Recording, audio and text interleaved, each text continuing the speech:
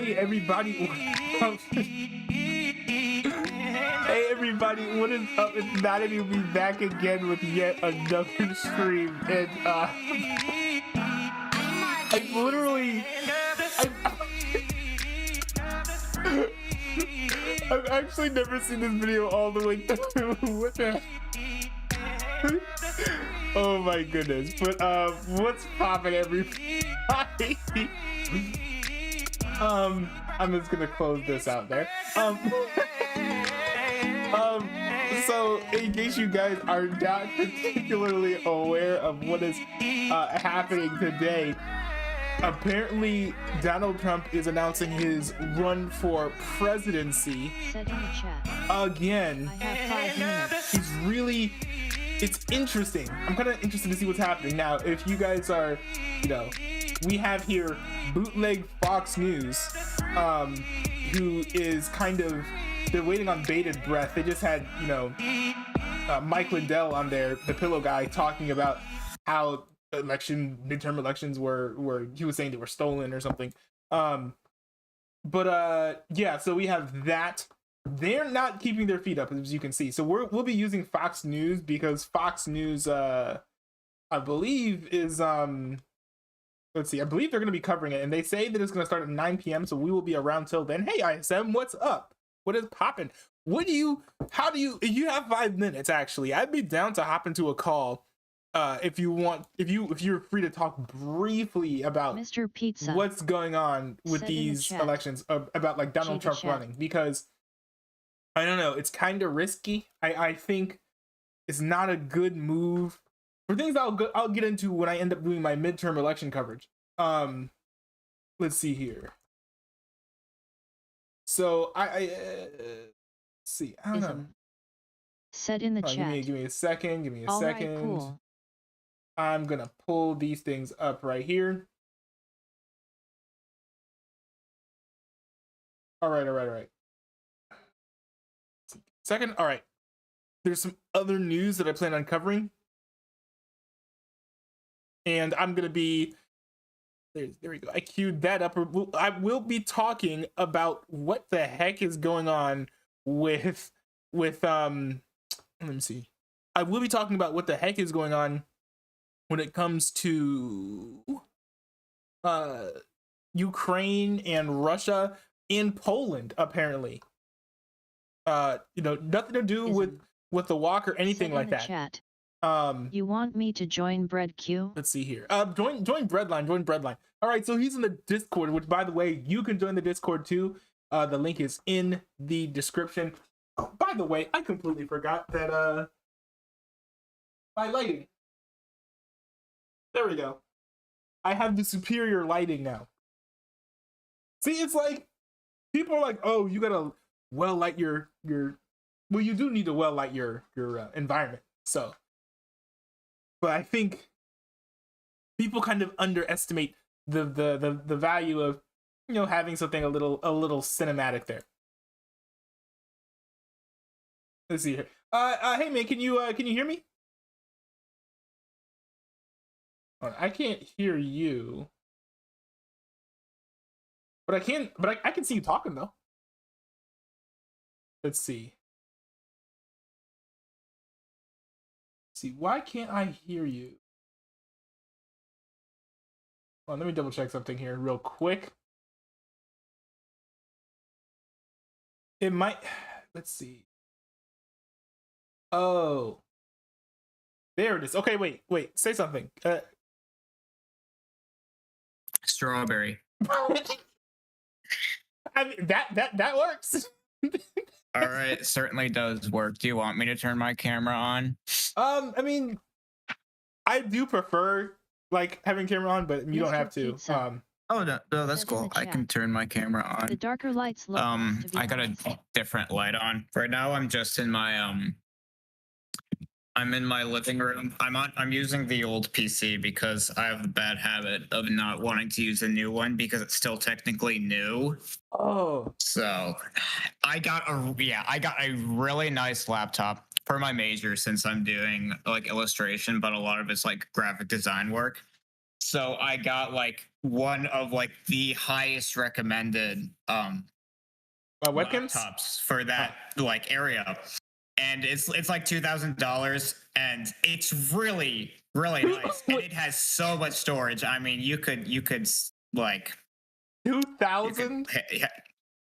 $2,000, and it has like hundreds of gigabytes. There's so much you could put in there. You could put all of Hillary Clinton's emails in there, but like I'm still like hesitant to use it because it's still like new. But I need to get over that because this laptop has been a pain in my ass. I'm bringing it to my classes and like it's just slowing down. Oh dang! But it was the closest thing to me, so yeah, I got that.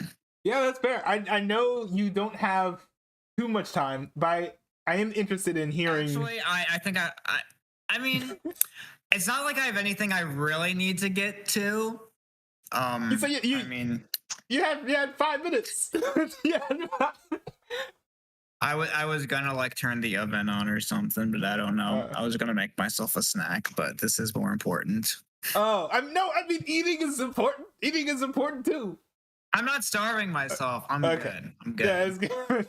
That's good. That's good. I was just gonna eat garbage anyways. Oh yeah. Still, yeah, it's my opinion that eating garbage is better than eating nothing, but you know, hot take. No, I guess that's true, but like, yeah, but real quick, I did want to get your take on like the possibility of Trump running. Now, I've heard. Boy. Now I've heard through some channels. I mean, I've heard through some channels that like Trump isn't announcing that he's running because it wouldn't make sense or something. Like waiting a week after a semi-disaster. I mean, compared to what we were expecting from the GOP, well, I mean, a disastrous. I mean, he said on his platform, Truth Central, that he was going to be announcing what may be one of the greatest moments in U.S. history. Which, knowing him, it's obviously going to be about him, right? So, and honestly, with his logic, I don't know what's going through his mind. I think he thinks that this is going to be smart, but yeah, we'll see. Yeah, he just really doesn't. I think that the way that he's kind of rolling right now, he's kind of forgetting. It's just me, first chance I get, you know. Yeah, and the thing is, he's like kind of like losing sight in the chat of how if Trump runs and again, we are why. F asterisk. Hold on, let me see here. He's kind of losing sight of why people are following him in the first place was because he was like hyping up like America, but now he's just like hyping up himself, and people were never around to hear Trump talking about how great Trump is. They liked him because he was like, "Oh yeah, America first, bring like jobs back and stuff." Blame people for. I'll be honest. I don't blame people for at least liking his excitement and his like his new ideas and everything in like 2016. Yeah, there were some. Obviously, he was still like the bottom of my list, but like I get it. Okay. yeah. But like in 2022, it's just. Let's move on to DeSantis, people. Come on. Yeah, he's stuck in like 2016. I feel like. Yeah, I don't know what. And this is like the worst possible thing for Trump to do, right? Let's just think about all that's happened recently. So yeah, there was the election. I mean, there was little wins for Republicans, but like some of the major ones, like Dr. Oz lost, right? Carrie Lake lost. Like those were some of the big ones. And like obviously DeSantis, he easily won for it, right? Yeah, he killed and it. Like, yeah, and what Trump said before the election was, if there's a red wave, I should take all the credit for it. But if there's not, I take no credit. That's dumb. How's the logic in that? That's like literally heads I win, tails you lose. Like, yeah, like it just doesn't work that way, right? Yeah, and I don't know. It's hard to think of like a rationale where that perception like makes sense. I think that whatever happened, Trump had to take ownership because he did run around. I think he pretty much made almost all of the nominees, which is kind of part of the problem. Because I think earlier on, if you were to look at like the Oz race, for example, there were some other like GOP candidates that some people were like, oh, like I feel like There this were some person might be better the options, best. I Yeah, will say, yes, like than GOP. Dr. Oz. Yeah, I mean the GOP. There, I remember some people being like, "Oh, like this candidate looks okay, like that candidate looks okay." I don't know about Oz; he looks kind of weak. But then once Trump said, like, "Oh, I back Oz," everyone rushed. It's like everyone listened to Trump when it came to picking the nominee, but then didn't listen to him when it came to vote for the nominee that he picked. When when it comes to elections, really, it's like the nomination process that's the most important. Way more important. Yeah, I mean, Trump essentially has the Midas touch when it comes to like the primaries, right? But when then it actually comes to like the actual like election, right? Yeah. It's just he doesn't make the best decisions there, right? Yeah, and people. I didn't think that Oz was gonna win, to be honest. Like, I thought he would have because did you see the debate between Oz and Fetterman? that one I didn't see. I saw a few debates. I saw the one, the Greg Abbott and Beto O'Rourke. I saw that one. I think I might have saw the Stacey Abrams, and I forget who the Republican for Georgia was. I saw a few of them. Like, I didn't stay like super. Yeah. Oh, yeah. Which Republican like for Georgia was that? all right. Was that Herschel Walker? Herschel Walker, I saw a little bit. That was. I haven't made up my mind Walker, about man. him. It's hard for me to make up my mind because I haven't seen much of him at all. Every single thing I hear about Herschel Walker is just some of the utter ridiculousness. Just like how didn't he like pull out like a toy police badge or something? It was something ridiculous. I heard about that. Defending it so much, and like somebody was just like they went to Spirit Halloween and found the exact black badge. Yo, that, like, he claimed to hold up to claim that he's like pro law enforcement. Yo, that's stupidity. Like you're not fooling anyone.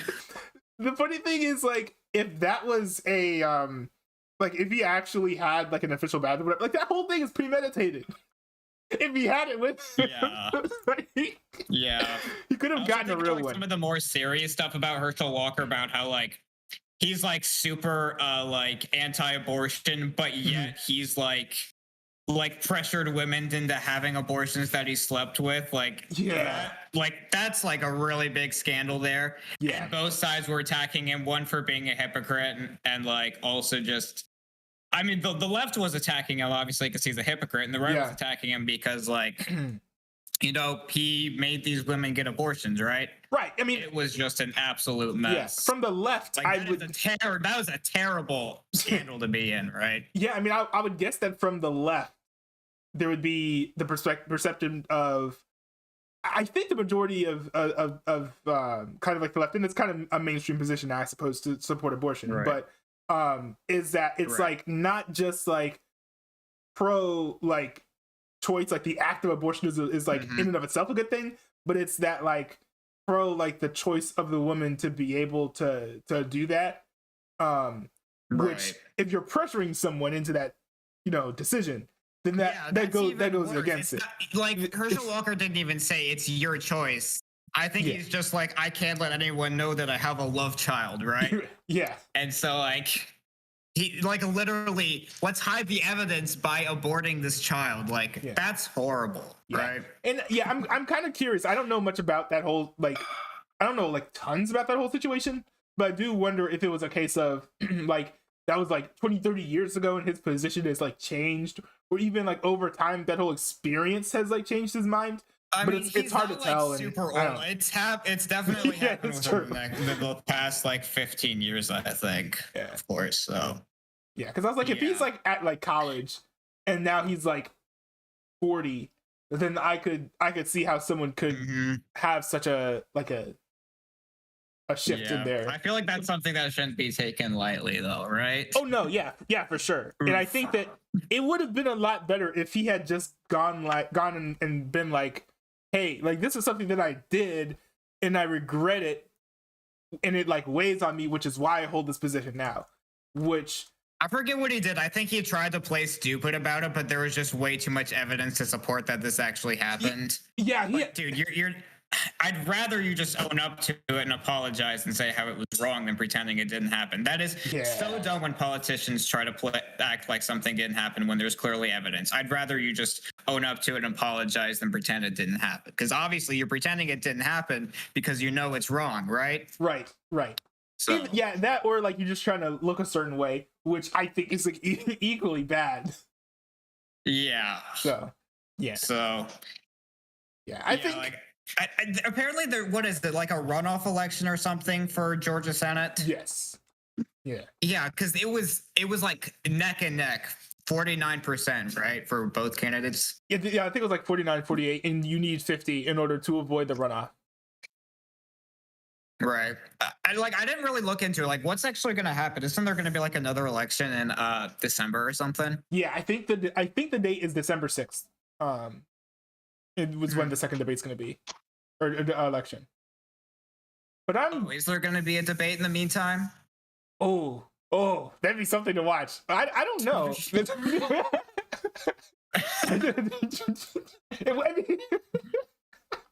Yeah, I don't know.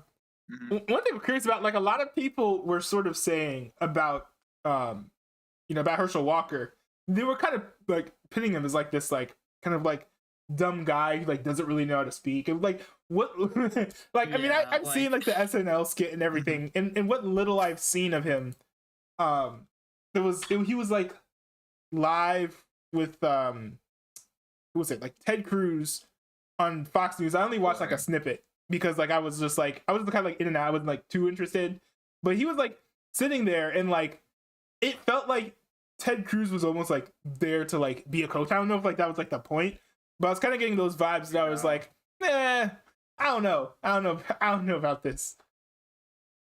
Yeah, like one of my conservative friends, I even talked to him. He's just like, Herschel Walker was a terrible decision.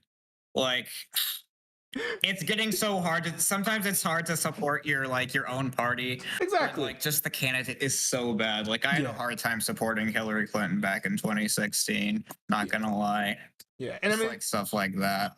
Yeah, and I think if Trump wins the GOP nomination for president, which I highly doubt he will, that's not gonna happen. There's no way in hell. I mean, I think what's most likely, what's like the most likely scenario, people have been saying with like Trump versus DeSantis is gonna win.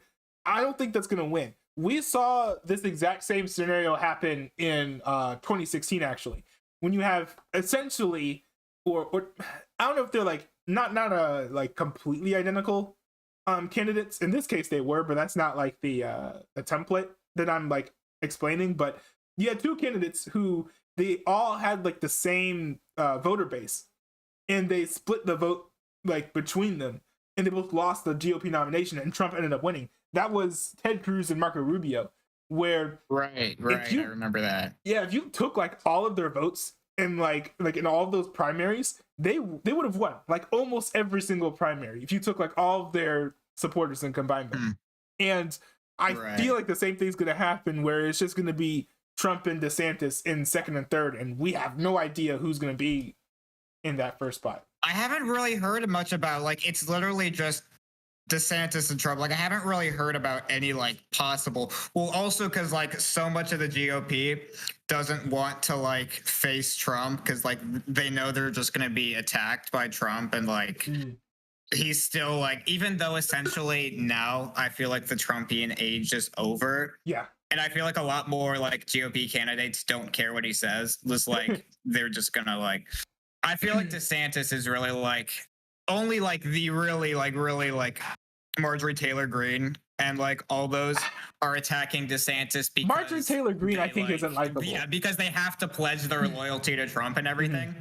But like, here's the thing, like I've seen at like some Trump rallies, like Trump was digging at DeSantis and people were booing. Yeah, and people were leaving. Yeah, they were leaving. They were leaving. Yeah. Wow. I don't watch any of his rallies, so but you're not missing much. Yeah, I feel like I'm not like everything I've seen in the case that he's basically been saying the same thing over and over again. Lennoxo says, "What's up?" in the chat. Hey, Lennoxo, what's up? What's up, Lennoxo? Also, Also, newbie, if you get the chance, Lennoxo is doing something for his school. He's taking like a survey. I think it's like about like people's takes on like the environment, things like that. And he has to get 100 signatures, and he's not even halfway there before midnight. So I think you ought to sign before that. midnight tonight? Yeah. Oh, I wow. don't think it's possible, but like contribute to that when you get the chance. Dude, let me take a look. So drop the link in the I don't know, in the server or something. I completely forgot. I see the link here. There was this day I got like 6 or 7 DMs in Discord. And I like, Oh really? yeah, let me see. I haven't gotten, hold on, let me see. Oh, here we go. Actually, I can fill this out right now. I got like 5 nice. or 6. Hold on, let me see. I could do like the whole share screen thing with this. All right. But Like I've taken it, of course, but like let's see. Do you participate? I'll look at it. Do you participate in any climate change programs? No. Let's see here. Why do you think climate change is bad? It's interesting. Climate change is not something that I've like 100% like made my mind on yet. I'm not. I feel like you're really into it, or it's just kind of like it's a thing. More of like, yeah, I don't know. I'm not sure if it's a thing that's 100% man-made, or if it's something that's just like, if the Earth goes through natural warming and cooling cycles, because you know, like there was like, what was it? Apparently, we had like the Ice Age or whatever.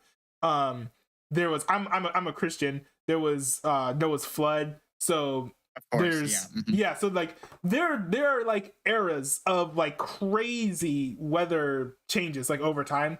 I don't know if True. I mean, that was just so. I mean, obviously, well, of course, that was a long time ago. yeah, and of course, and Noah's Ark. That was so long ago. right. If that was just like 50 years ago, no, that was like thousands. And of course, that was all like a supernatural. That was like a supernatural phenomenon. But the Ice Age, which I wouldn't be shocked if even with a young Earth creationist perspective, there was like some sort of Ice Age. Like, I don't think an Ice Age. If there was an Ice Age, like I guess we were in a Heat Age, I wouldn't be shocked if we're over time oscillating between the two. But it's hard for me to tell if that's what's happening, or it is indeed a thing of just like, oh, the Earth's just gonna get hotter until it burns up. Like, and I haven't dug into the take. Okay. And I haven't dug into the science enough, because I know there's just tons there's certainly enough science. I mean, from what I know, there's certainly enough science to like support all that, but like you just got to do your own research and stuff like that. Yeah, and I just haven't, and so I feel like I'd rather not just be like go one way or the other without having like looked into it. Right. I feel like that'd be kind of. It's good to be informed on all sorts of issues, right? Yeah, let's see. But I do know, we have like holes in the ozone layer, I think, that are kind of opening up and things, and we have some ice caps that are melting, so that's bad. This is kind of funny. I saw this one argument against like climate change about like it gets cold in the winter, and just like, why was it cold yesterday? As if like weather and climate change are the same thing. Yeah, weather's like, different than climate. Yeah. Yeah, just like obviously, like you look at the Ice Age and things like that. Yeah, that happened over thousands. Such just like a natural weather. It gets cold for a week. You can't say like there's no climate change. It was cold yesterday. Just like the weather does not. That's not an argument. Yeah. One thing that would be an argument would be like if you see an increasing frequency of like what is it, like record temperatures, which I think we have seen to some degree, right? Yeah, I think in California recently there was like some, not like recently, but like within the last year, it was scorching. Yeah, not fun stuff. Let's see. Oh, and here's the question in the quiz: why do you think climate change is happening? I'm gonna say like, I don't know, it could be natural warming and cooling cycles. I think part of the reason why like it keeps going on is because people aren't like doing anything about it. Just like, I think the more you ignore it, the more it just kind of creeps up on you. And like, I don't know, I felt like that was something that I said, just kind of like, it's like that kind of thing where I think like a lot of environmental things like that, like the reason like people don't recycle, just like, oh, I mean, it's just like one like plastic cup, whatever. Mhm. I'll just like throw it away. Said 4 billion people. It's just one of those things. I feel like it adds up. Yeah, I think there's like literally a poster in my school. I think that says, "I'll use it." Just like I don't need a reusable straw. I'll just use this disposable one. Said 4 billion people. yeah. I think. I mean, there's good arguments for that. I'd say it all just adds up. Yeah, I think the whole straw thing is a straw man. It's it's Yeah, it's literally Well, a straw, literal straw man. the thing is, like, I think there are multiple problems with using plastic straws, but in my opinion, it has nothing to do with climate change at all. But it's that the recycle system is broken. So if you put something in like the bin to be recycled, it doesn't get recycled. Like, I get that. And- About recycling, like I do try to recycle when possible, but I think it is kind of sad. Like when you think you're recycling, a lot of that recycling.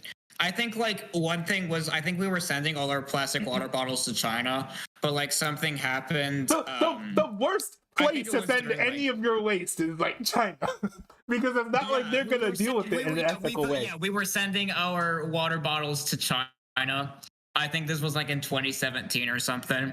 Like it turns out they were just throwing them away. I mean, it's China, so Yeah, I don't know. Were they hiding that from us or something? It's China. China is riddled with secrets. So. Yeah, but like when it comes to like the whole plastic straws, I think the big issue with the plastic straws is that the straws end up in the ocean, and then right. I think I think that was the argument. No, I don't think the plastic straws was adding to why like it's adding to climate change and global warming. I think it was adding to the ocean and stuff like that. Yeah. There is a lot of plastic in the ocean, obviously. So yeah, I am curious. I just don't really like straws in general. Like I don't know. I just like drinking without a straw. Yeah, I don't know. I mean, metal straws are kind of cool. Like they are kind of an aesthetic, but like I just don't care to invest. Yeah, they're cool, but in general, I feel like straws are like sippy cups for adults. Honestly, though, yeah, they have those with fun straws where it goes through the loop-de-loop. True, but with a buff, which is that like you don't need to tilt it. True.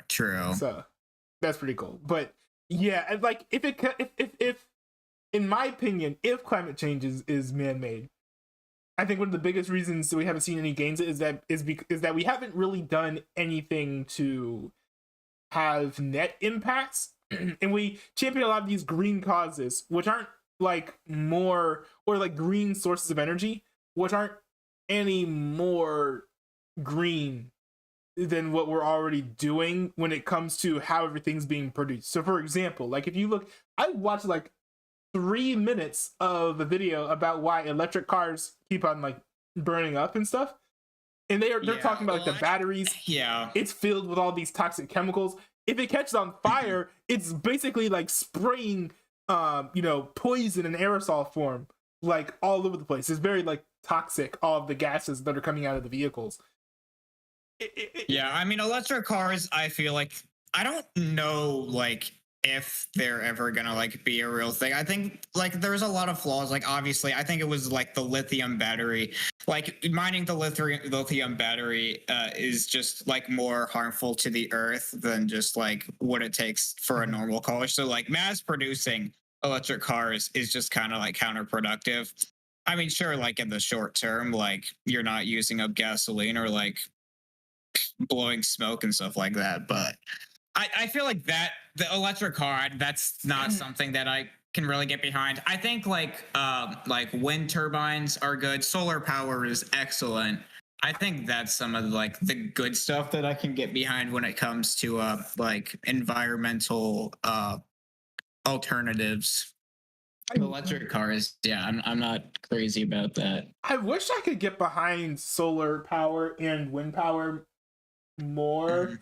Now, it's more when it comes to, they both kind of have their issues, and that's like the thing that like sucks. I like basically I think solar power would be perfect, but there are 2 issues with solar. which is the basically like the strength that you get with the power input of like from the sun is like pretty weak. It's not efficient. So you need a lot that's of why you see like those buildings that have like a whole row. Yeah, I mean, just like- because you need like, I don't know, maybe that's something that like they could get into, like making stronger solar panels, so there's not like you need so many, like you need like 20 of them on top of a building to produce energy. yeah. That could be something to look into. Yeah, like I think that like a really cool concept would be like a Tesla or like a electric car that has solar panels on the roof, and it just like you park it outside and you don't need to charge it ever. That would be cool. But that would be really cool. Yeah, that is a good idea. I think it's been tried, but it's never been like really attempted in the mainstream because solar panels also have a lot of like toxic chemicals or something in them. So if they break, like you can't even really like throw them away. Like you have to like yeah, and I think that's another thing too. Like with cars, there's like car accidents are frequent, like as in like they happen. You know, car accidents, right? I've been in one. I would know. Oh. So like, yeah, I feel like if you're gonna put solar panels on top of a roof, unless someone's like hitting dingers up on your roof, you don't have to worry breaking. But if you get in a car accident, like those chemicals are gonna get everywhere, right? Yeah, I think that's where there is a flaw in the design. Yeah, but I mean, I did look a little bit because like maybe my interest is slightly piqued because Elon Musk is is buying Tesla or bought Twitter or whatever. But I looked into been a disaster.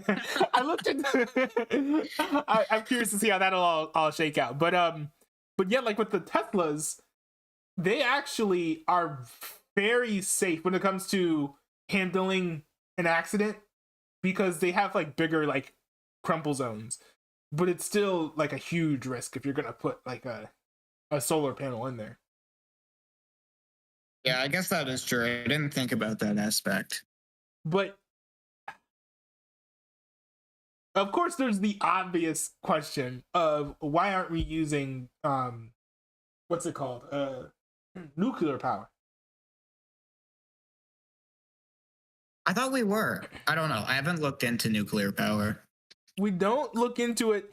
Basically, the real reason why we don't use nuclear power, I think, well, there are a couple of reasons. One is that it's not something that can easily be like corporatized. I think that I'm a fan of capitalism, but I don't like what left-wingers would call late-stage capitalism. I call hyper capitalism, where basically everything needs to be making like as much money as possible. There are certain sectors where you see this more than others. I think social media is heading in that direction a little bit, where most social media is like tricking you into thinking that you're not paying when really you are because you are the product, as was once put in the Netflix movie The Social Dilemma. Elon Musk is, I think, trying to move away from advertisers entirely, more or less, and wants to eventually move everyone to Twitter Blue, which I think it's a more ethical move to just pay rather than having your data mined by these random. Well, you can also pay $8 for a blue check mark on Twitter now. Well, I think that's the goal, right? I think he wants everyone to be paying for that, but that's like beside the point of like the whole like late stage capitalism thing. You also see it with like the military, where it's like these companies are paying like exorbitant, or they're making like bank by charging a lot of money for these like military services. And when it comes to what's it called, nuclear power, you can't really do that because you set up your facility and you just like it's basically like a power machine. You can't really like, let's say you're running one of those plants. Like, of course, I'm sure they have like operating costs, but it's not something that I don't think you could monetize it as much as trying to convince a nation to switch to an entirely different source of, power for like everything. Even like I'm actually curious as to why like no one's like tried going back to like steam power and stuff, but I don't know. I don't know. I feel like that's kind of dated. A little bit. Probably I feel like there's probably a reason behind that, but yeah. It's just California would be mad. They'd be like, I want that water. Yeah, my goodness. We're like 12 minutes out from Trump making this announcement.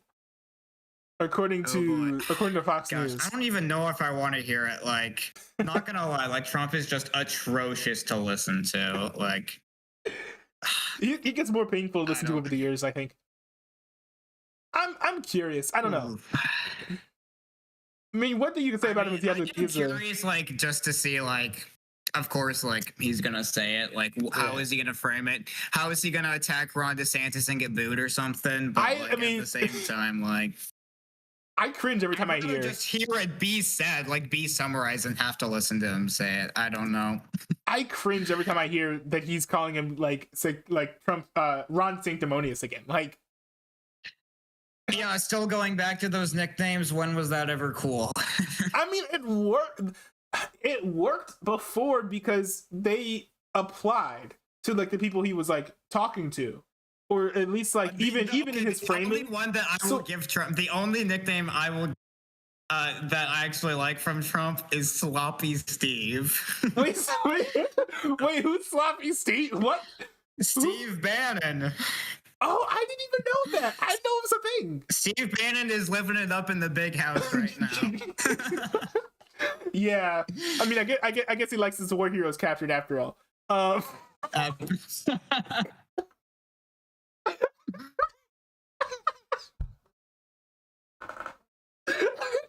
Steve Bannon, man. Yeah, I give him that just because I genuinely don't like Steve Bannon, and Steve Bannon like started kissing Trump's ass again. Oh, and then like and then he ended up like getting arrested. So yeah, did he go? Yeah, that's why I made that joke because like he did go. Yeah, I think he deserves the title of Sloppy Steve. Yeah. It's anyone. He was in the orbit of He didn't really get a start as a Trump guy. I thought he got a start as a friend of like Alex Jones, didn't he? I don't know. I haven't really looked into the Steve Bannon rabbit hole because he's just kind of gross. Just like, ugh. I mean, he's just like... I just don't like Steve Bannon. Him and Rudy Giuliani, they just make my skin crawl. Just interesting. Like, ugh.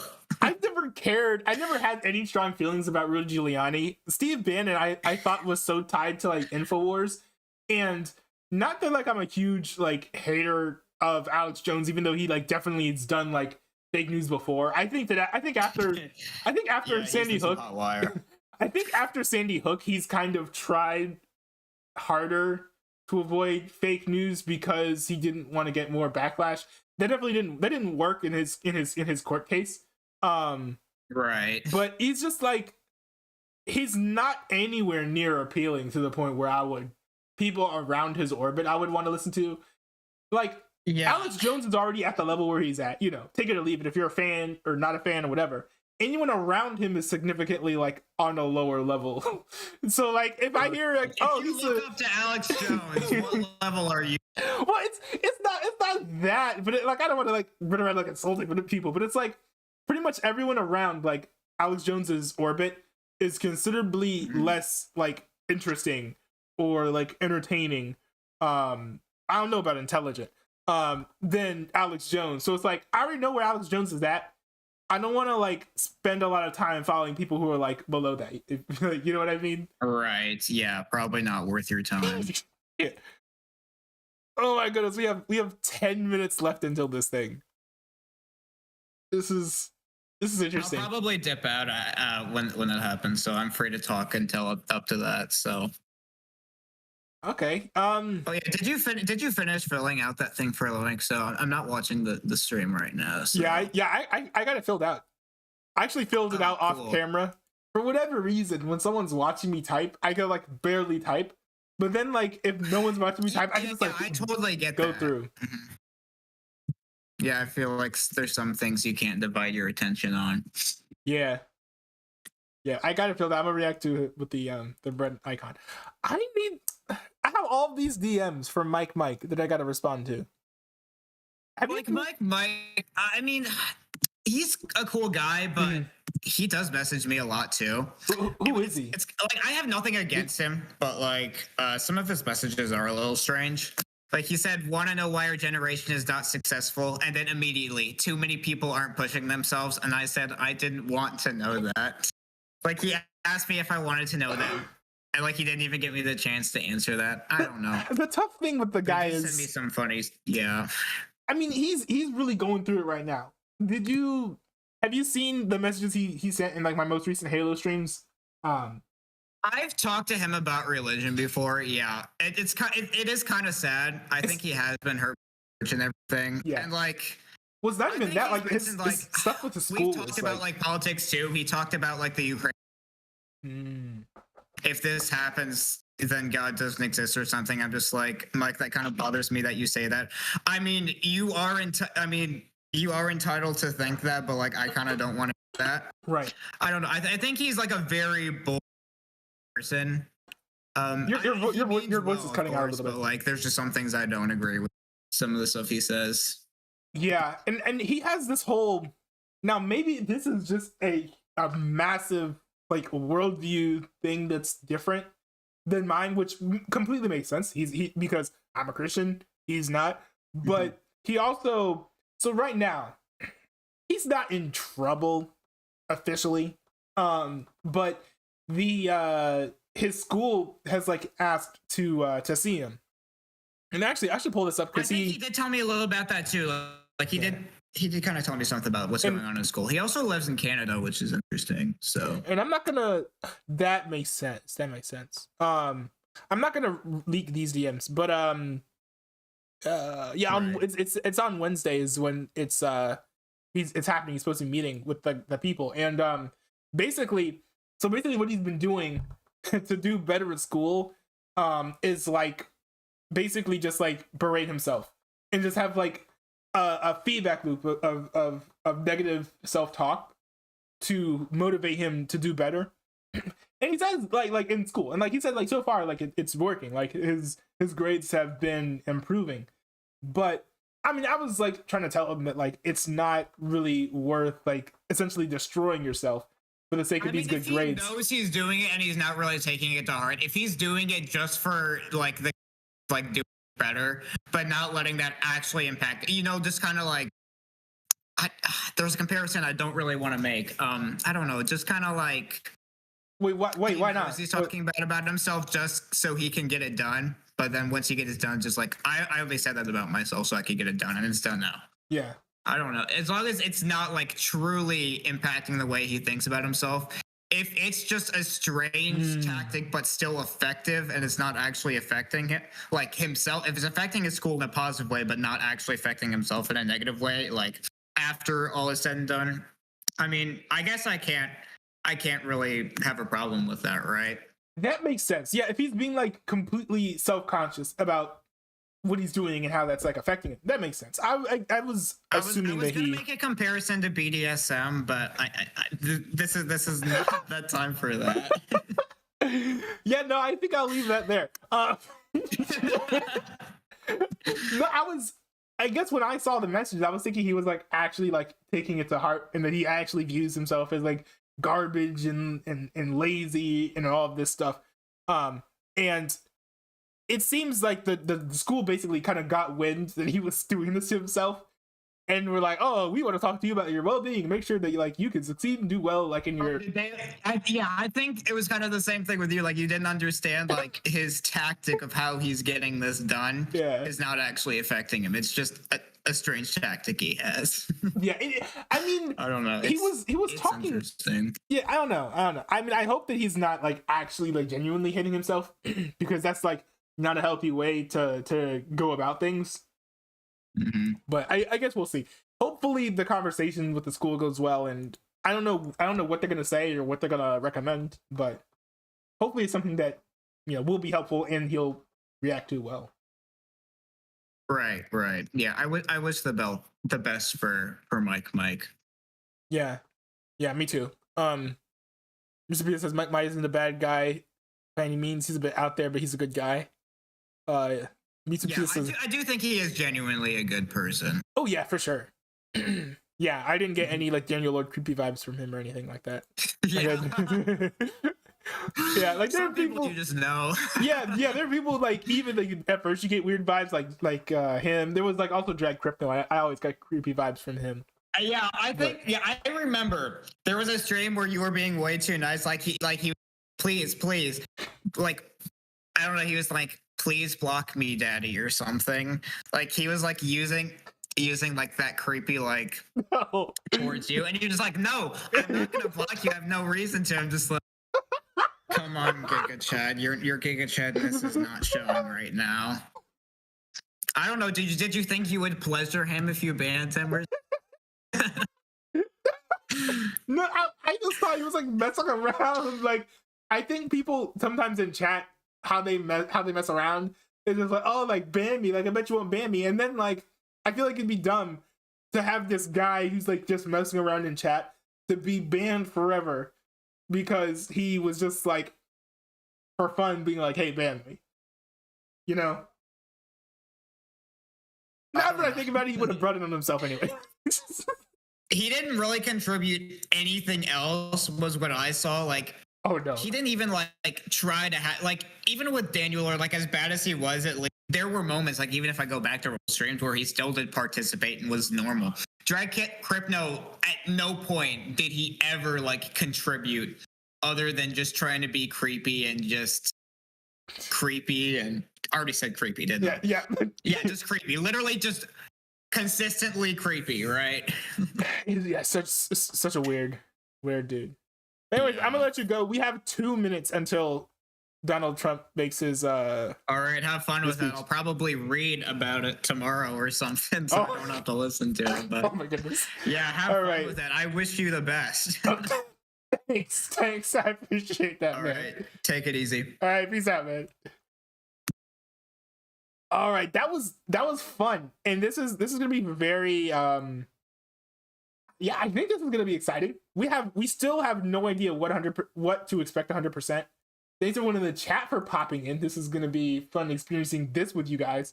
Let's see. Mr. P says lazy is a good term to describe me. I mean, I wouldn't know. Mr. I mean, you're a Pizza content creator, so said in the chat. You know, you're in just 2 to minutes. a certain extent, you're definitely not lazy because you're actually making content. Lennoxo said, I'm 89% vanilla. What does that mean? 89% vanilla? Is that like an ethnic thing? I don't know. Mr. Pizza said, I didn't finish. What? Come on, man. I don't understand. I don't know what y'all are on right now. But anyways, we're just waiting for Fox News at this point because it literally says waiting for Fox News. But yeah, Donald Trump is slated to take the stage at any time right now. And I'm kind of curious to see where this will go and what the reactions to this are, what those reactions are going to be. Mr. Pizza said in the chat. Literally no cap, I'm gaming right now with the stream in the background. I mean that actually sounds pretty fun. I mean, I'm a fan of politics, and you know, I'm pretty sure that I've also like, you know, full on gamed while listening to podcasts and stuff. Like I used to play like Sean Palmer's Pro Snowboarder and just listen to talk radio. So, I mean, I think I'm with you on that one. Let's see. Pull this up here. Lennoxo said in the chat. Bibich Vanilla is part of the BDSM quiz. Mr. Pizza said in the chat. BDSM is messed up. Oh, I see. Why do people like that stuff? Like I get people have their own kinks, but come on. Yeah, I don't get it. It's definitely not for me. I don't. Granted. One thing that is fair to say is that I'm not married, so I'm not gonna know like 100%. You know, I mean, it makes sense. But I just couldn't picture myself being like one of those types of dudes. You know, couldn't see myself getting all you know, Mr. Gray or whatever his name was in the movies. I just can't see it. I just can't see it. But anyways, I have up here. I pay for. Actually, hold on. Let me see. I'll tell you what happened yesterday. Get perspective on it, and also look at some of the races and some of the propositions. I don't know if that's live. I pay for. Yes, I actually pay. I paid for Blaze TV, so I think that's the live feed. Is that the live feed of? I don't know if that's the live feed of Blaze TV or not. But I want to see their live reactions. That crew's live reaction to the announcement, because you know oh, here we go. Donald Trump is live at the moment. Hold on, I'm gonna get up my feed here. Give me a second. Man is taking the stage. I'm real curious what the GOP response to this is gonna be.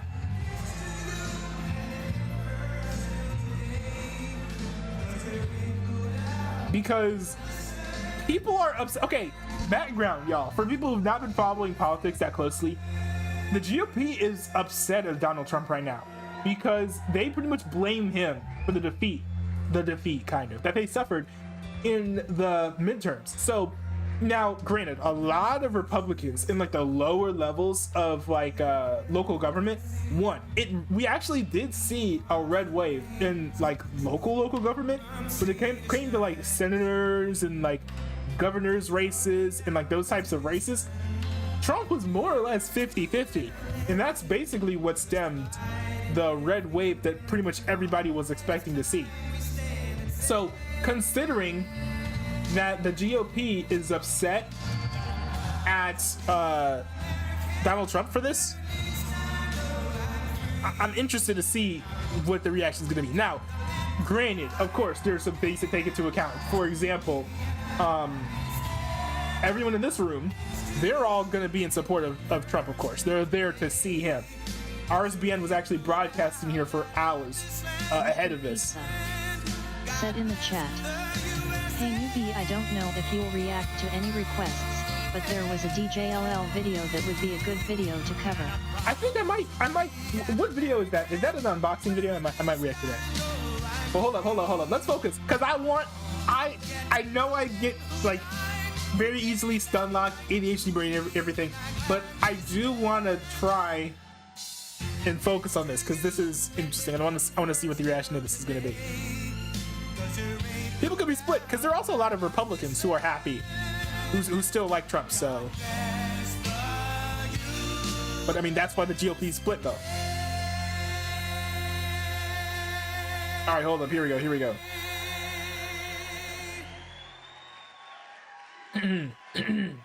Here's the announcement, boys. Oh my goodness! What the heck? This is crazy. Well, thank you very much. And on behalf of Melania, myself, and our entire family, I want to thank you all for being here tonight. It's a very special occasion at a very special place. You and all of those watching are the heart and soul of this incredible movement and the greatest country in the history of the world. It's very simple. Now he's hyping up the country. Said in the chat. Like it.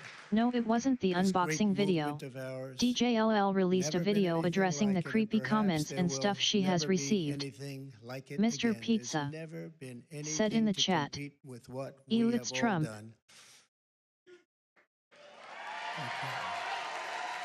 Now it sounded Ladies like, and gentlemen, distinguished guests, and my fellow citizens, America's comeback starts right now.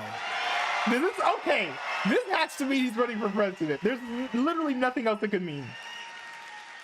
2 years ago, when I left office, the United States stood ready for its golden age. He's talking about his Our presidency. nation was at the pinnacle of power, prosperity, and prestige, towering above all rivals, vanquishing all enemies, and striding into the future, confident and so strong. In 4 short years, everybody was doing great. Men, women, African Americans, Asian Americans, Hispanic Americans. Everybody was thriving like never before. I mean, he's not wrong, but he did cause the inflation that we see here. There was never a time like this. We turned the page on decades of globalist sellouts and one-sided trade deals, lifted millions out of poverty, and together we built the greatest economy in the history of the world. When the virus hit our shores, I took decisive action and saved lives and the U.S. economy. And by October of the same year, America was roaring back with the #1 fastest economic recovery ever recorded. How about that? Is that during COVID? Because there was inflation happening. He was printing tons of money. The incoming administration, and all they had to do was just sit back and watch. Inflation was non-existent.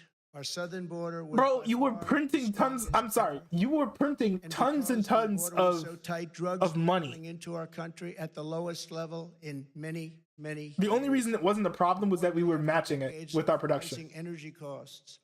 The United States had finally attained the impossible dream of American energy independence, which soon would have turned into energy dominance. It would have. He's right here. He's right here. For the first time in memory, China was reeling and back on its heels. You've never seen that before, because the United States was outdoing them on every single front, and China was paying billions and billions of dollars in taxes and tariffs. The farmers know that because they got 28 billion of it. No president had ever sought or received $1 for our country from China until I came along, and we were getting hundreds of billions of dollars. Many people think that because of this, China played a very active role in the 2020 election. Just saying, just saying. Sure, that didn't happen. Instead of jobs... Whoa, he's not even getting cheers from his own crowd. This is disastrous. For the first time ever, leaving China What? for America.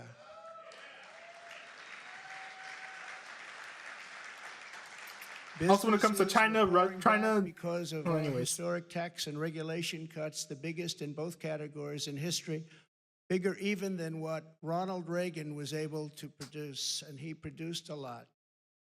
China, Russia, Iran, and North Korea were in check and respected. They respected the United States, and quite honestly, they respected me. I knew them well. I knew them well. I'm trying to pull up the compression because it looks a little quiet on my end.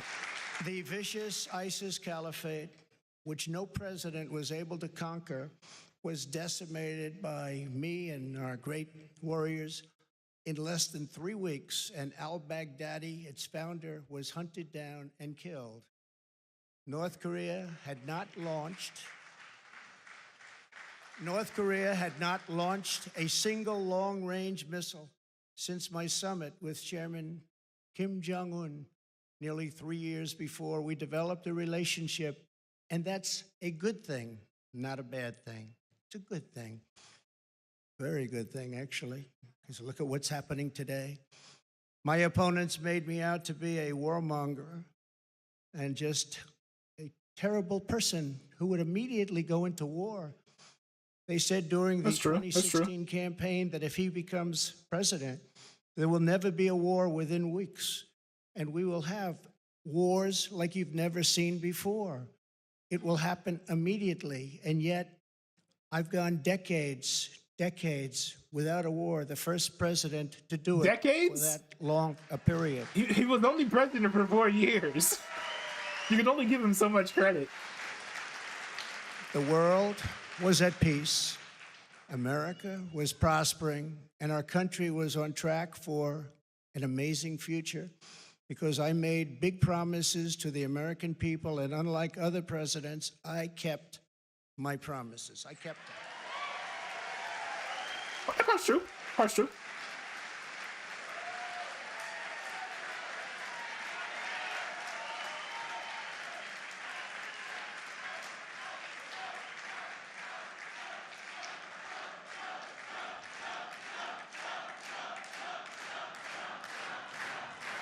Thank you very much. Under our leadership, we were a great and glorious nation, something you haven't heard for quite a long period of time. We were a strong nation, and importantly, we were a free nation. But now we are a nation in decline.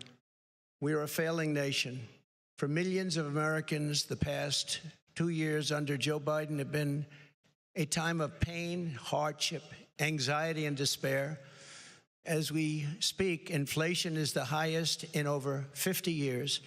Gas prices have reached the highest levels in history and expect them to go much higher now that the strategic national reserves, which I filled up, have been virtually drained in order to keep gasoline prices lower just prior to the election. Oh, that's a good point. Intentionally surrendered our energy independence. There is no longer even a thought of dominance, and we are now begging for energy help from foreign nations, many of whom find us detestable. Our southern border has been erased, and our country is being invaded by millions and millions of unknown people, many of whom are entering for a very bad and sinister reason. And you know what that reason is. We will be paying a big price for this invasion into our country for years to come. I don't know, actually. I don't know. Thousands of pounds of deadly drugs. Well, oh, yeah, that's right. Never mind. Very lethal fentanyl. Can't forget about that. Flooding across the now open and totally porous southern border. I was thinking the perspective of changing the electorate. Streets of our once great cities are cesspools of violent crimes, which are being watched all over the world as leadership of other countries explain that this is what America and democracy is really all about. How sad. The United States has been embarrassed, humiliated, and weakened for all to see. The disasters in Afghanistan, perhaps the most embarrassing moment in the history of our country, where we lost lives, left Americans behind, and surrendered $85 billion worth of the finest military equipment anywhere in the world. That was insane. That was crazy. Ukraine, which would have never happened if I were your president, or something. That was one of the worst presidential moves I'd ever seen. To just pull out like that. And even the Democrats admit that. That's something I've seen them admit over and over again. But our enemies are speaking of us with scorn and laughter and derision because of those two events. But there are many more. Even just today, a missile was sent in, probably by Russia, to Poland, 50 miles into Poland. And people are going absolutely wild and crazy. And they should. They are very, very angry. Now we have a president who falls asleep at global conferences, was held in contempt by the British Parliament over Afghanistan. Thanks to the words of wisdom, he said thank you to the wrong country for inviting him to a major summit on the environment, of all things. They fly for days to get there, and then he calls the country a name that was actually a country on another continent. And he's leading us to the brink of nuclear war, a concept unimaginable just 2 short years ago. You cannot mention the nuclear word. It's too devastating. The Green New Deal and the environment, which they say may affect us in 300 years, is all that is talked about. And yet nuclear weapons, which would destroy the world immediately, are never even discussed as a major threat. Can you imagine? They say the ocean will rise 1/8 of an inch over the next 200 to 300 years. But don't worry about nuclear weapons that can take out entire countries with one shot. Interesting. Something is wrong with their thinking. Under Biden and the radical Democrats, America has been mocked, derided, and brought to its knees, perhaps like never before. But we are here tonight to declare that it does not have to be this way. It does not have to be this way. Here it comes. Oh my goodness.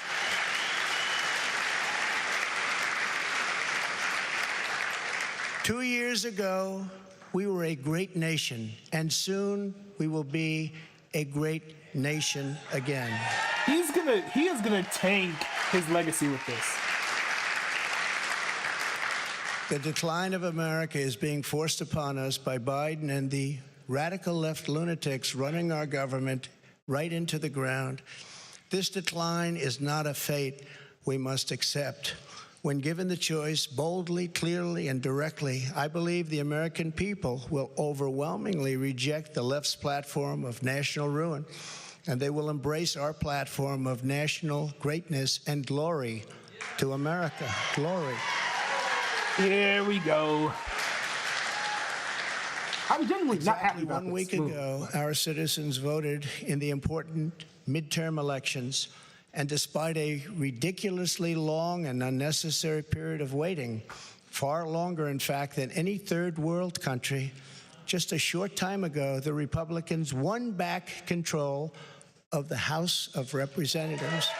Yeah, and we didn't get that red wave because you weren't paying attention to who you were nominating.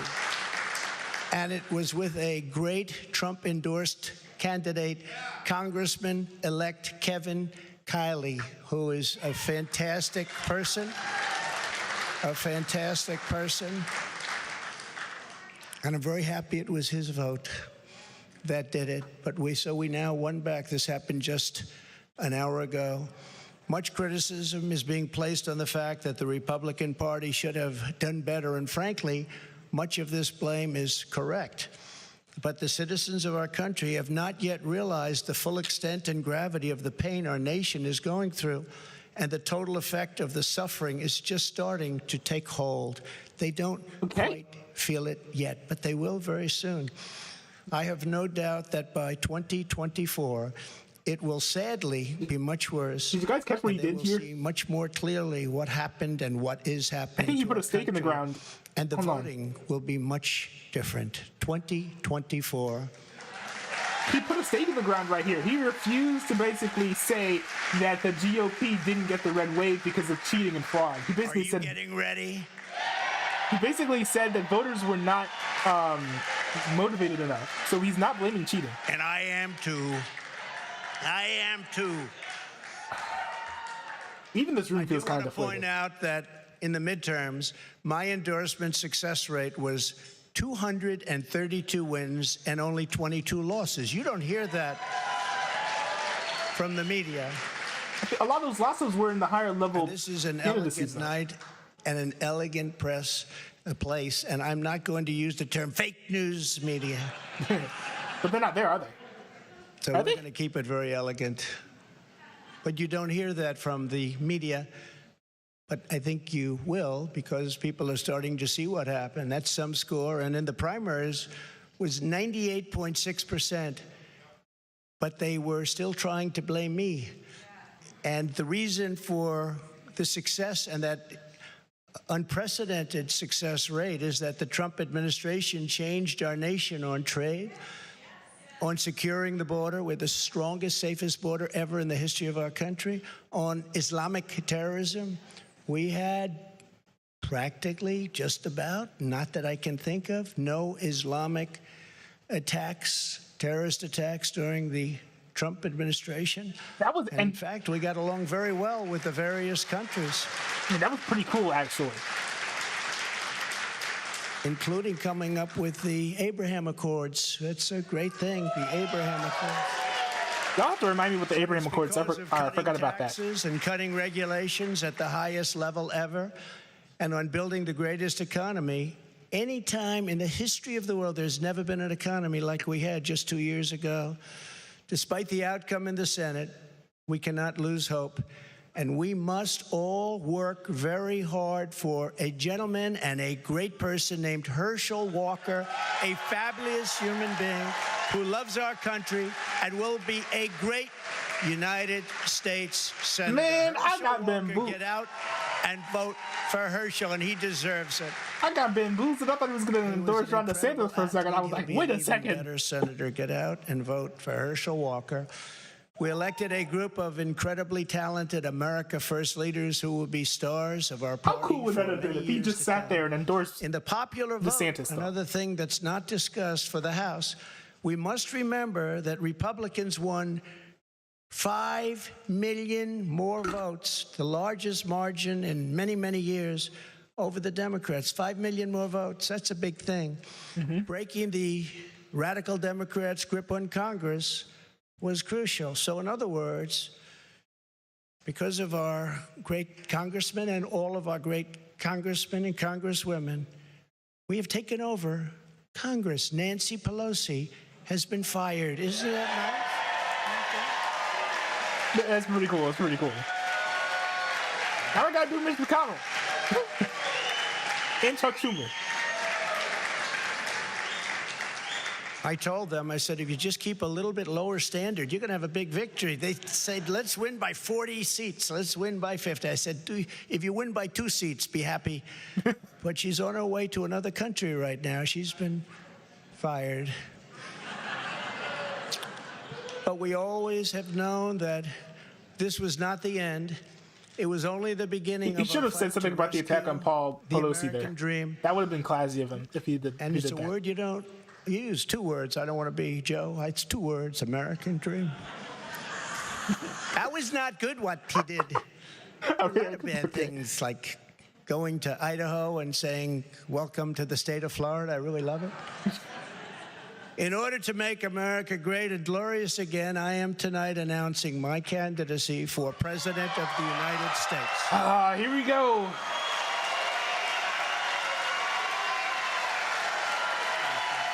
Here we go. There it is. Now the ball's in Joe Biden's court. Thank you, Chris. Thank you. And Joe Biden's gonna look silly waiting until January to make a decision about this. So many incredible friends and family here tonight. It's such a beautiful thing. Some people say, how do you speak before so many people all the time? When there's love in the room, it's really easy, if you want to know the truth. It really is. You ought to try it sometime. Together, we will be taking on the most corrupt forces and entrenched interests imaginable.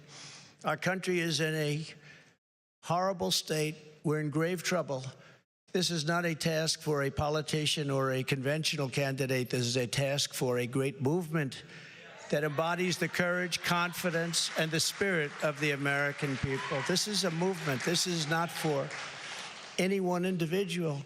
This is a job for tens of millions of proud people working together from all across the land and from all walks of life, young and old, black and white, Hispanic and Asian, many of whom we have brought together for the very, very first time.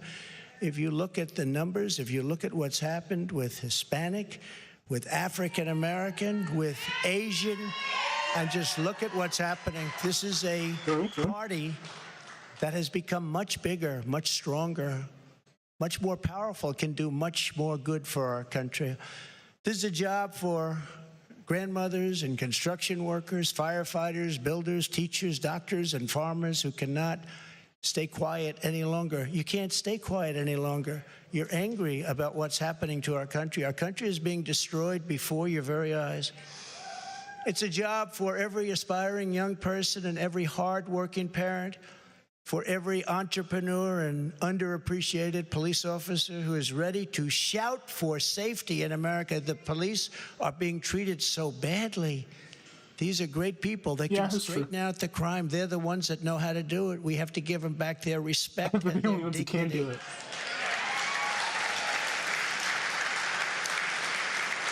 This will not be my campaign.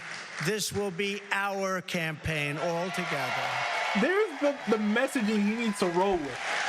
He needs to drop a little bit of ego if he can and focus on unity with Americans. Because the only force strong enough to defeat the massive corruption we are up against is you, the American people. It's true. The American people, the greatest people on earth. We love them all. And we love both sides. We're going to bring people together. We're going to unify people. And it was happening in the previous administration, previous to the previous.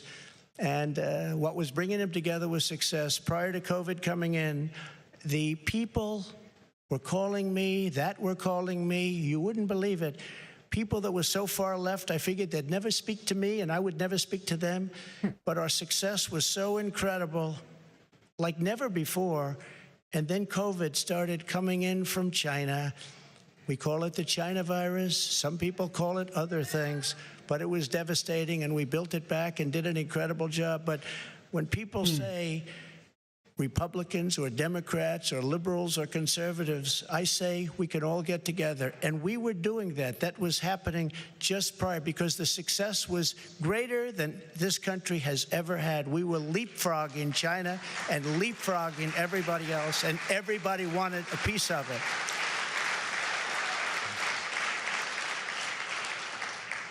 But just as I promised in 2016, I am your voice. I am your voice.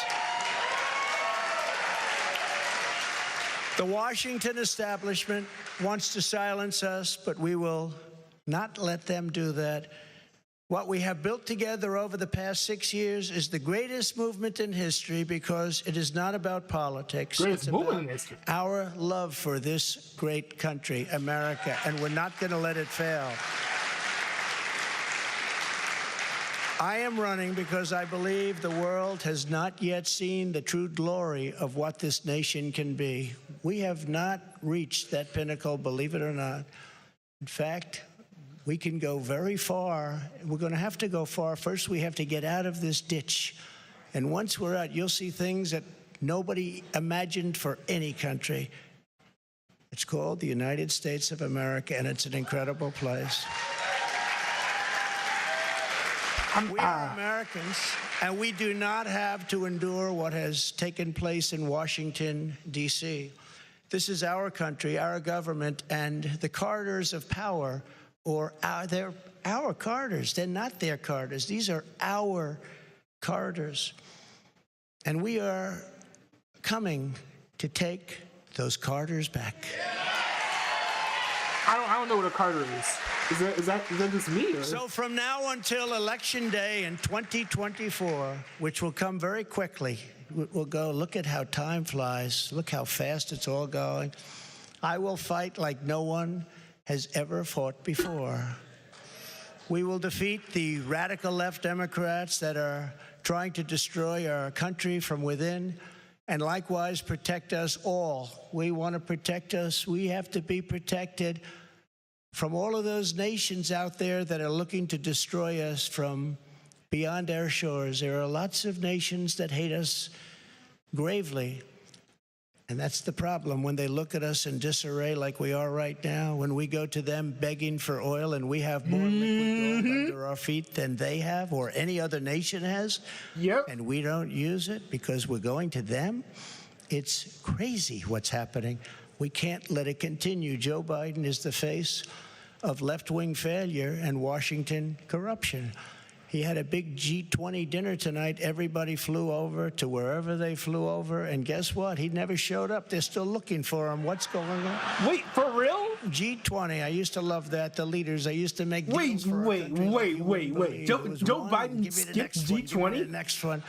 And we got him to stop taking advantage of our country. Every nation took advantage of our country. We renegotiated deals with Mexico and Canada, USMCA. No, he was literally at the G20, bro.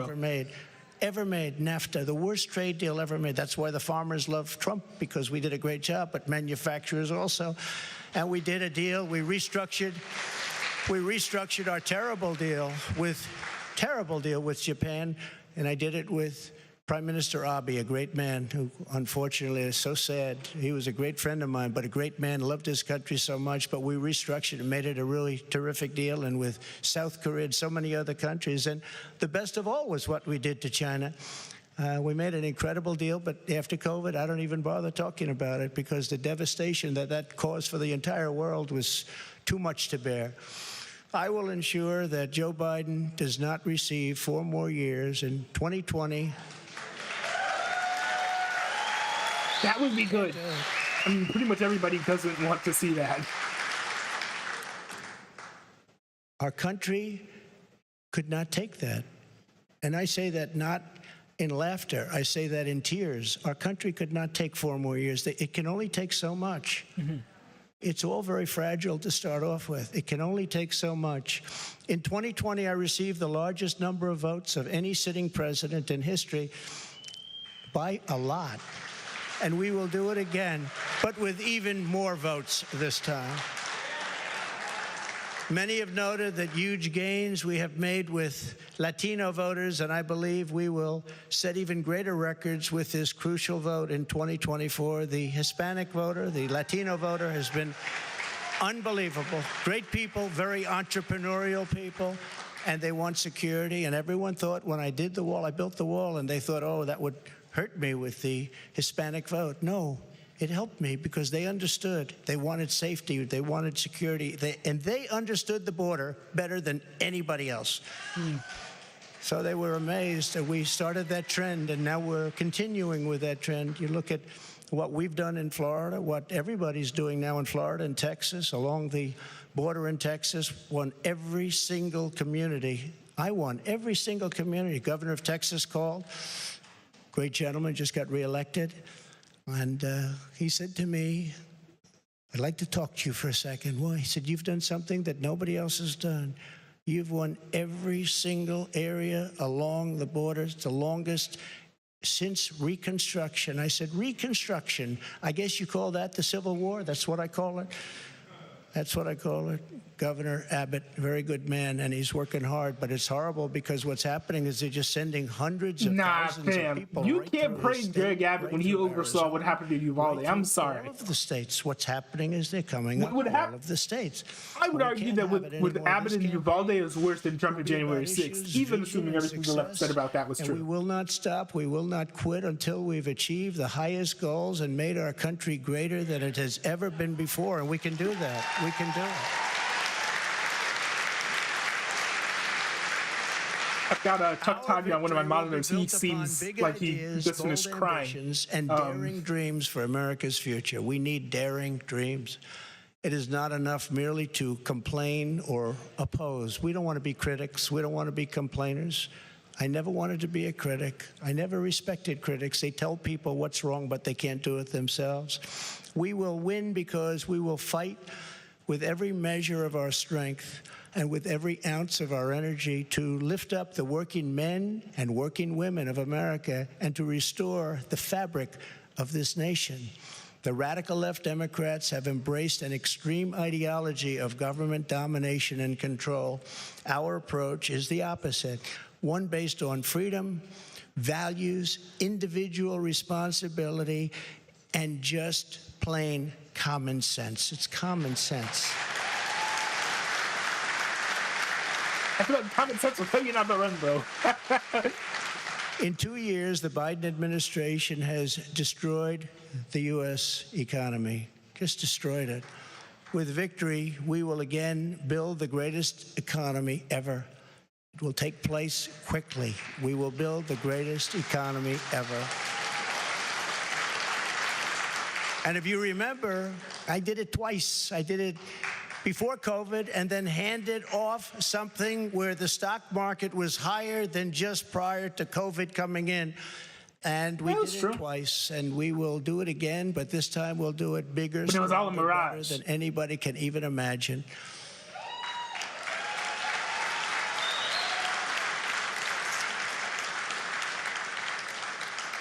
And one of the beautiful things of the pause, if there is such a thing as a beautiful thing, but one of the important factors of the pause is that we see how bad they've done.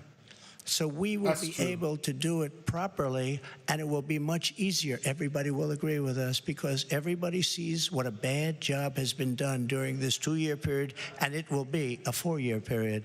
Everybody sees that.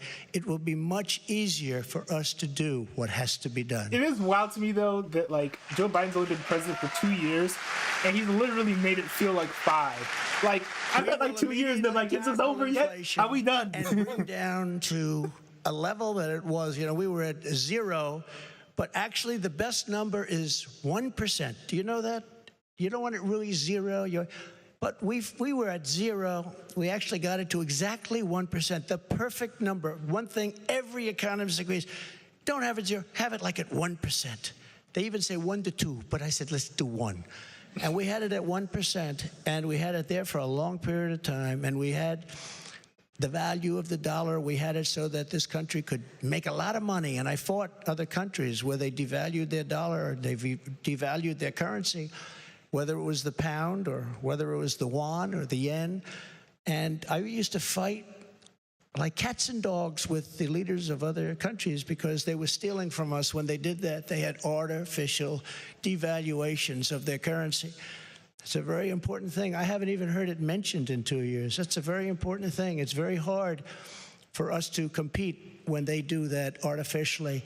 And they had to pay a big price when they did it. And they never really did it for very long. I said, we're not going to do business with you anymore as a country. And they believed me. And they let it go back up. Instead of putting America last, as the Biden administration has done very, very openly and bravely, because I can't imagine saying, let's put America last. I think it takes courage. We will again put America first. Good point. I mean, political correctness aside, yes, he's a funny dude.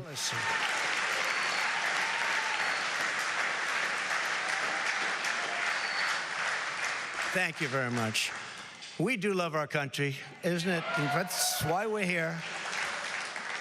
I didn't need this. I had a very nice, easy life. This is something I didn't need, and a lot of you people don't need either, but we love our country, and we have to take care of our country. I feel like he's lying about, like, oh, I'm doing this for the country. Every policy must be geared toward that which supports the American worker, the American family, and businesses, both large and small, and allows our country to compete with other nations on a very level playing field, which we never had until I came along and the Trump administration came along, and now we're losing it. They're moving back into China. They're moving back into these other countries. It's horrible. That means low taxes, low regulations, and fair trade, much of which I've already completed, but now will even greatly enhance. Other countries should pay for the privilege of coming into the American marketplace. They have to pay to come into our country and make all of that money, take it away from us. And thanks to the Trump administration, still the best and the biggest country in the world is what we have. We have the best and the biggest. If you remember, for many years, you can look in your projection books, China was going to take over from us as the largest economy in the world in 2018 or 2019. I said, I don't like that timing. And I was with President Xi, who's now president for life. I call him king. He said, no, no, I'm not the king. I said, yes, you are the king. You're president for life. It's the same thing. But I said, President, you can't do these things. You can't. Remember, they had China 25. That means China was going to take over virtually the whole world economy by 25. I said, that's not a nice sign. I don't want that sign. They took it down. They took down the whole slogan. Probably will be coming back at some point in the near future. But I found it very insulting. I said, I find that very insulting. On day one, we will end Joe Biden's war on American energy. There we go. There we go. Unfortunately for him, he's not going to be the only GOP candidate running on that platform. You will see energy costs come down, and because energy is so big and so important, you will see inflation dropping. You will see it come down. It's a thing of beauty, and you wouldn't think it's that complicated. Now, what has been complicated a little bit is what's happened to so many other things. I believe originally started by this energy disaster. We were $1.87 a gallon for gasoline, and now it's hitting $5, $6, $7, and even $8, and it's going to go really bad. The socialist disaster known as the Green New Deal, which is destroying our country, and the many crippling regulations that it has spawned, will be immediately terminated so that our country can again breathe and grow and thrive like it should.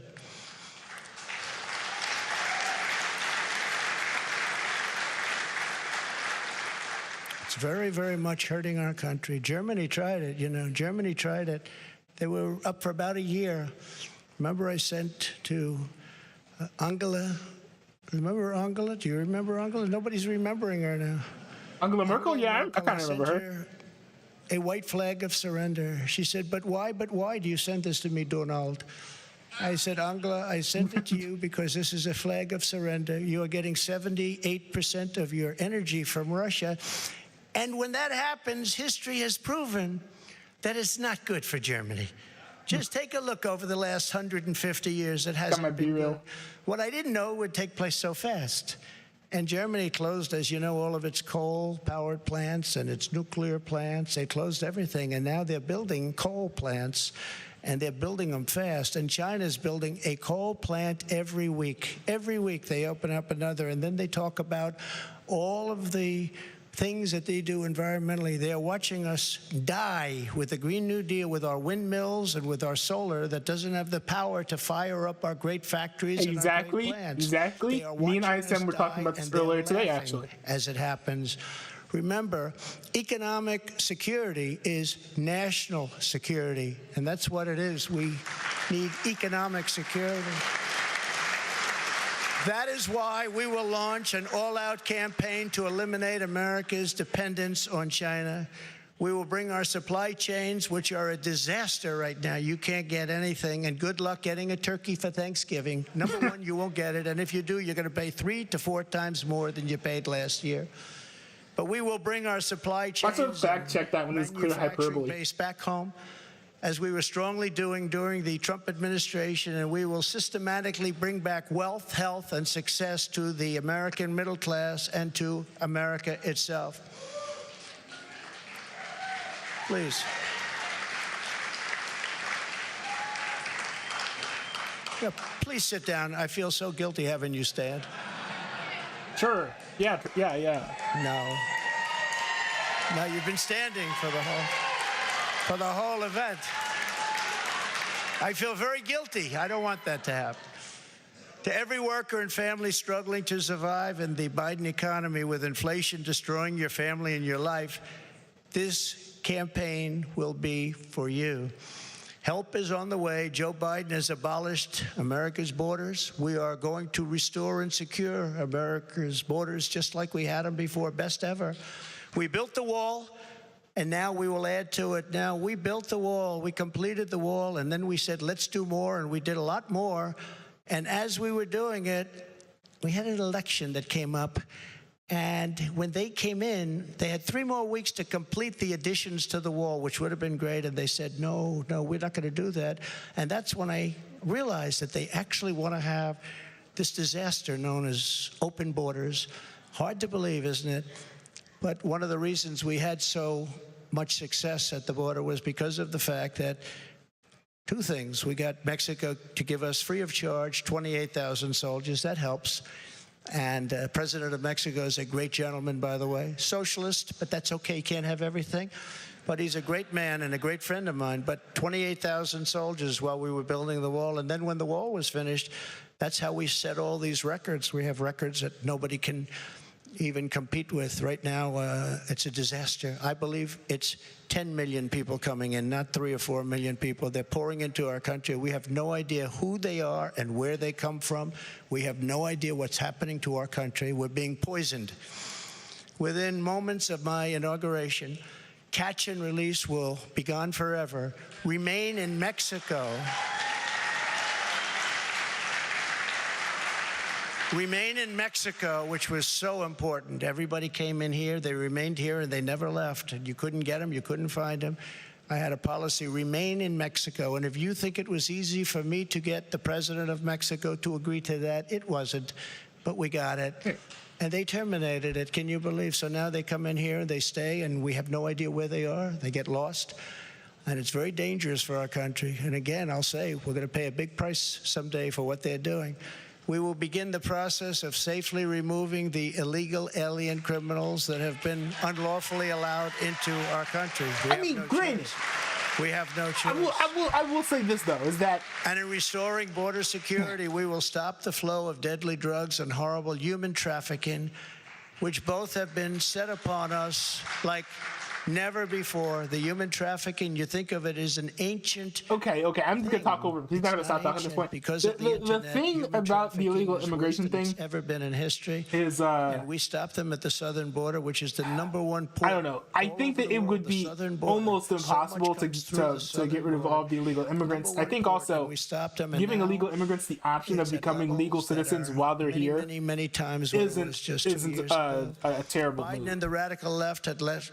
Also, he's not going to be the only one to be tough on illegal immigration. So, like, that's not setting him apart from anyone else who's going to be running. Law and order. I will restore public safety in American cities and other communities that need our help.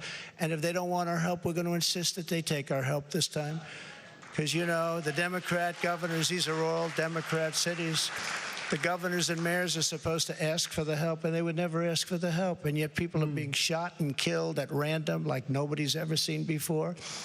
And we sent in the National Guard in Minneapolis and in other places. In Seattle, we went and we were getting ready to go, and they took over part of the city. And the governors, the Democrats don't want to ever ask to do anything because they don't want to shake things up. In the meantime, the cities are rotting, and they are indeed cesspools of blood.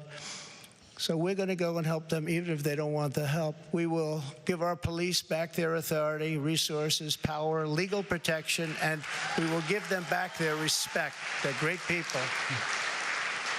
And I will immediately launch a no-holds-barred national campaign to dismantle the gangs and clean out the nests of organized street crime. You know, the worst criminals, the worst gangs are MS-13. And under the Barack Hussein Obama administration, they were unable to take them out because their countries where they came from wouldn't take them. And I learned about that in my first day, I actually say. But I learned about it, and I said, which countries? And it was Honduras and Guatemala. It was El Salvador, some others. And I said, how much do we pay them? Sir, you pay them $750 million a year. That's a lot of money. I said, all right, stop payment. We're not paying them anymore, because they wouldn't accept them. They would put planes on the runway. So when our plane would come out with these gang members from MS-13, the plane couldn't land because other planes were on the runway. The buses weren't allowed to get through their borders because they had stronger borders than we did by far. They had borders. We don't have borders. They had borders. Other countries that we defend have borders. We defend other countries' borders, but we don't defend our own. That's why. But these countries, and I got to know all of the presidents and prime ministers. I got to know them all. And I said, all right, stop payment of the $750 million a year.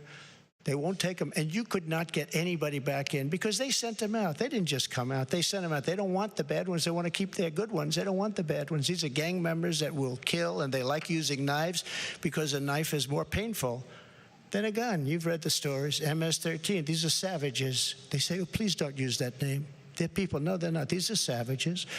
And so we went along. I will say the media trying to humanize terrorists is like one of the, like, in order to not sound racist, is like one of every country that we're talking funniest things ever. Sir, there seems to be a but also it's pretty sad when you realize that it's because they view all minorities as like the same, and so it's like, oh no, you can't say that terrorists are bad because then you're being racist against minorities. What? The caravans, thousands and thousands of people in those caravans. You have some rough people. I said, you're not taking them back. Well, we didn't know that this was a problem, sir. Is there anything we could do? I said, yeah, take them back. We would be glad to take them back, sir. They took them back. I still didn't give them the 750, but that's okay. And by the way, now Biden wants to give them $4 billion. They were happy with 750, and now they want to give them $4 billion. Somebody someday is going to explain that one to me. It actually makes you rage with anger when you hear that. They wanted 750 so badly, and now they're getting $4 billion. We will wage war upon the cartels and stop the fentanyl and deadly drugs from killing 200,000 Americans per year.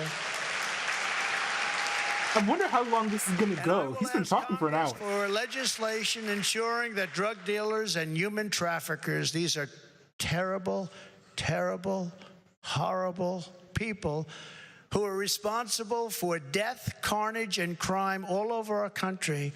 Every drug dealer during his or her life on average will kill 500 people with the drugs they sell, not to mention the destruction of families. But we're going to be asking everyone who sells drugs, gets caught selling drugs, to receive the death penalty for their heinous acts, because it's the only way.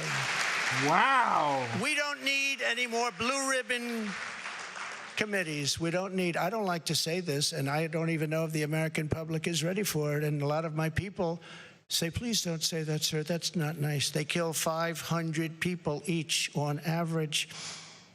And Each drug dealer on average kills 500 people? Is that true? President Xi, I said, President, do you have a drug problem?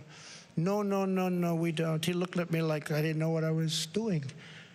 He said, no, we don't have a drug. How come you don't have a drug problem? He said, quick trial. What is a quick trial? I sort of knew. What is a quick trial? That's where if you get caught dealing drugs, you have an immediate and quick trial, and by the end of the day, you're executed. Bro. That's a terrible thing. Don't do that. But they have no drug problem. The only drug problem they have is they make the fentanyl that comes into our country, and I had him stopping it. And then when I was gone, nobody ever mentioned it to him again. We were stopping it. That was way down, that number. He can't do quick trials, they bro. They don't have a drug problem. Other countries, like Singapore, has no drug problem. No drug. You ask them, they don't even know what you're talking about when they say drug problem. They don't even know what you're talking about. They have no drug problem. And why should they sell there and risk their lives every time they sell when they can come to the United States and nobody even cares? They can do whatever they want to do and become rich. It's a disgrace. So if you want to get rid of that and also bring down your level of crime, probably 75 or 80%, that's the only answer. No more blue ribbon. I refuse to create them anymore. They were just a joke. It was New York people wanting to be on a committee for publicity reasons. No more blue ribbon committees. That's the only way you're going to solve the problem. And blue ribbon committees for what? Politicians are listening because they should do it quickly. Joe Biden has also proven that he is but that's a terrible policy. What? Indoctrinating our children, even using the Department of Justice against parents who object. It's a terrible thing that's happened. It's so sad. That's arguably unconstitutional.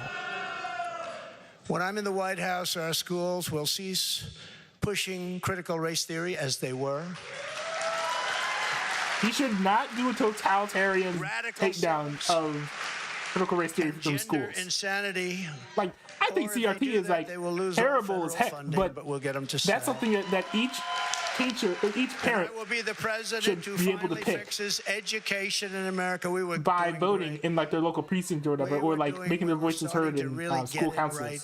We will not let men, as an example, participate in women's sports. Is that okay? Okay, that's fair. No men. No men. Although I don't think that's his call, is it? They should rework Title IX so it's possible for schools to not let men play in women's sports. Tell me, sir, that's politically incorrect to say. I said, that's okay, I'll say it anyway if you don't mind. What is Trump here about being politically incorrect? Tremendous problems, and you know, it's very unfair to women, just very, very unfair. We will defend the rights of parents, and we will defend the family as the center of American life. But who would think, standing up here 10 years ago, 15 years ago, that a politician, and I don't like to think of myself as a politician, but I guess that's what I am. I hate that thought. But that a politician would be up saying, we will defend parental rights. Of course you're going to defend it. Who would think that we even have to mention this? Who would think it even should be a subject to be talked about? We have to defend parental rights. Can you believe this? As Commander-in-Chief, I will get Biden's radical left ideology out of our military, and I did. I did. And in the first day, they put it back. They signed an executive order, and they put it back. It was gone. We will abolish every Biden COVID mandate and rehire every patriot who was fired from our military with an apology and full back pay. There we go. There we go.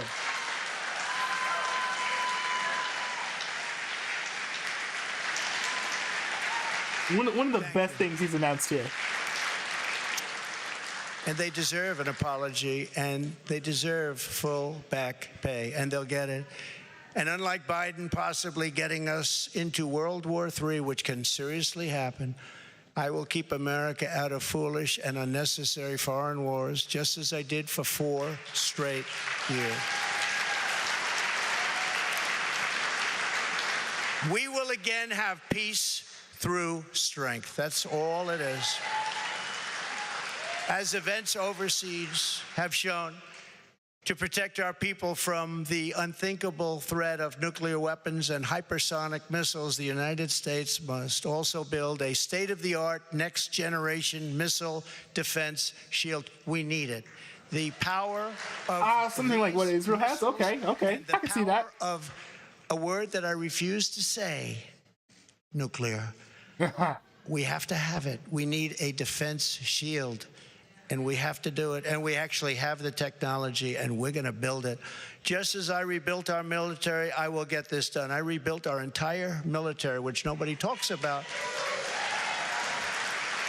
When I got there, we had jet fighters that were 48 years old.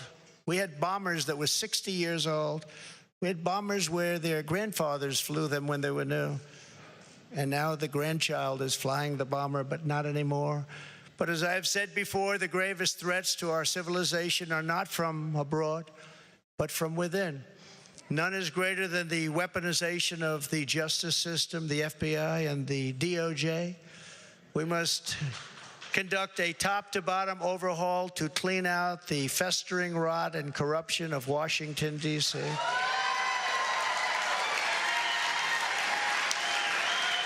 He promised that before, he didn't do it, so don't hold your breath on that one. He did not drain the swamp.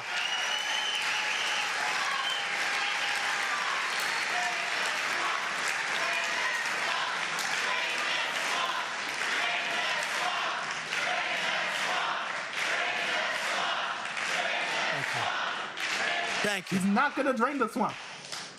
You don't fall for it. I will tell you, I'm a victim. Think of it. The FBI offered $1 million to Christopher Steele, who wrote the fake dossier, if he will lie and say that the fake dossier was true. And he refused to do it, so it had to be really fake. And then they hired somebody, Demchenko, for $200,000 a year to focus on Trump and to get Trump and other things, including the raid of a very beautiful house that sits right here. The raid of Mar-a-Lago, think of it. And I say, why didn't you raid Bush's place? Why didn't you raid Clinton? 32,000 emails. Why didn't you raid Clinton's place? Why didn't you do Obama, who took a lot of things with him? We will dismantle the deep state and restore government by the people.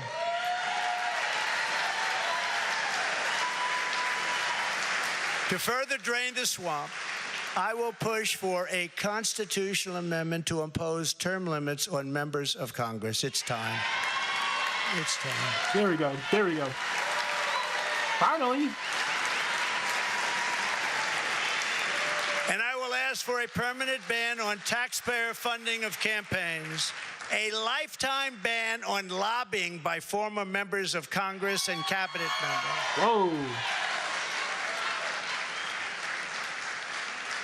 Those are some good policies. No, I see what they make. They leave the White House or they leave Congress, and they're paid millions and millions and millions of dollars a year. No, you have to have a ban. We want a ban on members of Congress getting rich by trading stocks with insider information. That'd be good. And many of our great members agree with that. They actually agree with that. And of course, we will do whatever it takes to bring back honesty, confidence, and trust in our elections. To eliminate cheating, I will immediately demand voter ID, same-day voting, and only paper ballots. I mean, I agree. Part of me agrees, but part of me is like, let the people in each state decide. I don't know.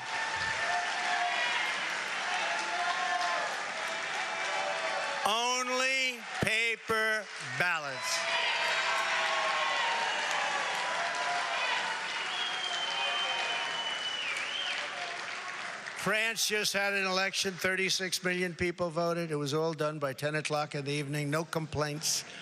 You had a winner, you had a loser. The loser went home. The winner, he's a friend of mine, nice guy. But he was happy. But there was no complaints. And if there is a complaint, you check it out, and you can fix it very easily. You can find out what's going on. No, paper ballots, same-day voting, voter ID. So simple. And we want all votes counted by election night. That's a terrible policy. Don't do this. I've thought about this in my head. This is a bad policy because what's going to happen is, like, let's say you want to still rig an election, right? All you would have to do is just count until the person you like has all the votes and be like, I'm done counting for the night. I'm going home. And then you can easily just have whoever you want to win the election, And this doesn't happen. I said it before. It doesn't happen in we should not third world countries that do better than we do. It's horrible what's happening with our election process. And I'll get that job done. That's a very personal job for me. I take that very personally. But this is just the beginning of our national greatness agenda, and that's what we call it, a national greatness agenda, because our country can be greater than it ever was. Our country was great. Our country's not great anymore. Our country's a laughingstock right now. But our country can be greater than it ever was before, by a lot. There will be more, much more to come in the months ahead. There are so many things we can do. Many of them are not even hard to implement. The journey ahead of us will not be easy. Anyone who truly seeks to take on this rigged and corrupt system will be faced with a storm of fire that only a few could understand, right? I happen to have some children in the front row. They understand. In fact, my one boy, stand up, Eric.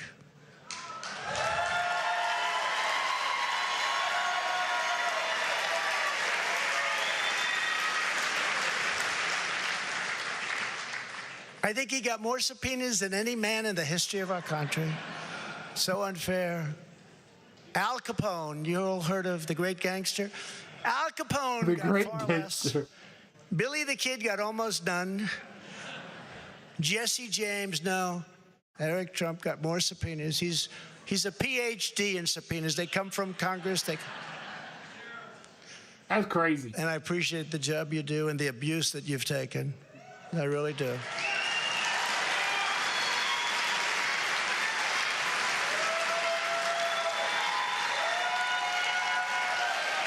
That's crazy that he got that many subpoenas. I'm actually surprised. I didn't know about that.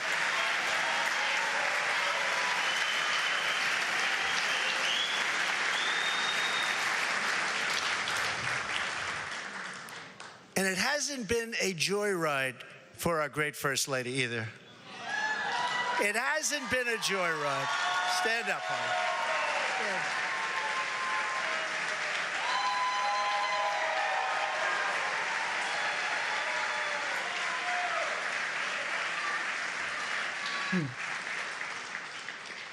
I go home and she says, they do love her. I go home and she says, you look angry and upset. I say, just leave me alone. I got it. Hasn't been the easiest thing, but she's been a great First Lady and people love her.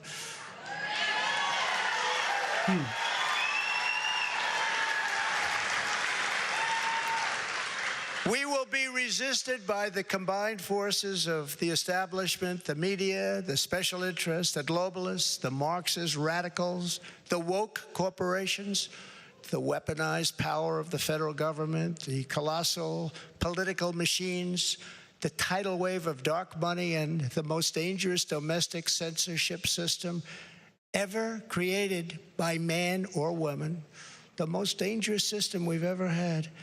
We will be attacked, we will be slandered, we will be persecuted just as I have been. I mean, I have been, but many people in this room have been. But we will not be intimidated. We will persevere. We will stand tall in the storm. We will march forward into the torrent. And we, in the end, will win. Our country will win. We will win. I don't know. I don't think Trump will win, though. Americans, we will join together. This whole thing puts him in jeopardy. American decline, and it is staggering indeed. And we will again restore the spirit of our nation. And then we must build and raise up a legacy that will stand without equal in the entire history of the world. With your help, we will create communities where our children will grow up safe and strong, and a nation where they will grow up free, prosperous, and well. We will reestablish the principles of hard work and merit and end the scourge of homelessness that is plaguing our beleaguered Democrat-run cities. We will heal our divisions and bring our people back together through incredible success. We will defend life, liberty, and the pursuit of happiness. We will expand the frontiers of human knowledge and extend the horizons of human achievement. And we will plant our beautiful American flag very soon on the surface of Mars, which I got started. I don't know if that's the top priority that anybody has right now in America. Everyone's help. We need to look out for one another. We need to be friends. And we need every patriot on board.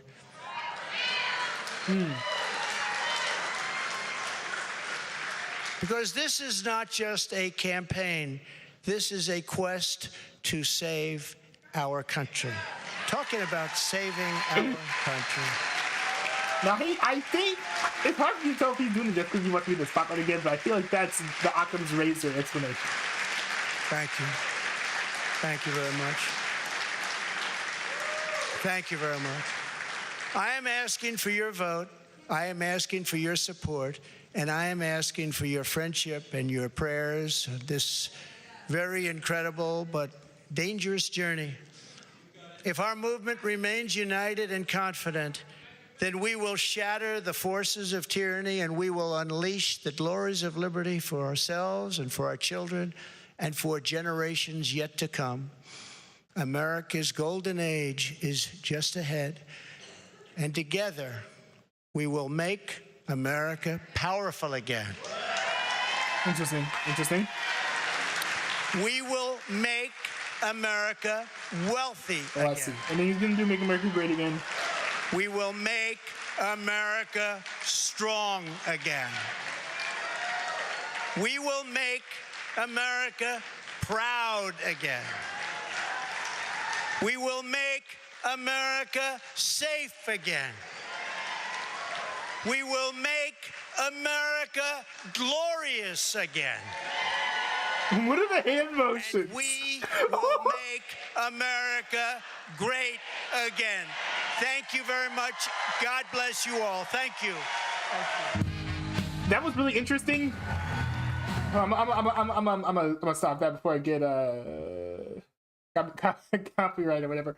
But that was interesting. There's some it's so unfortunate.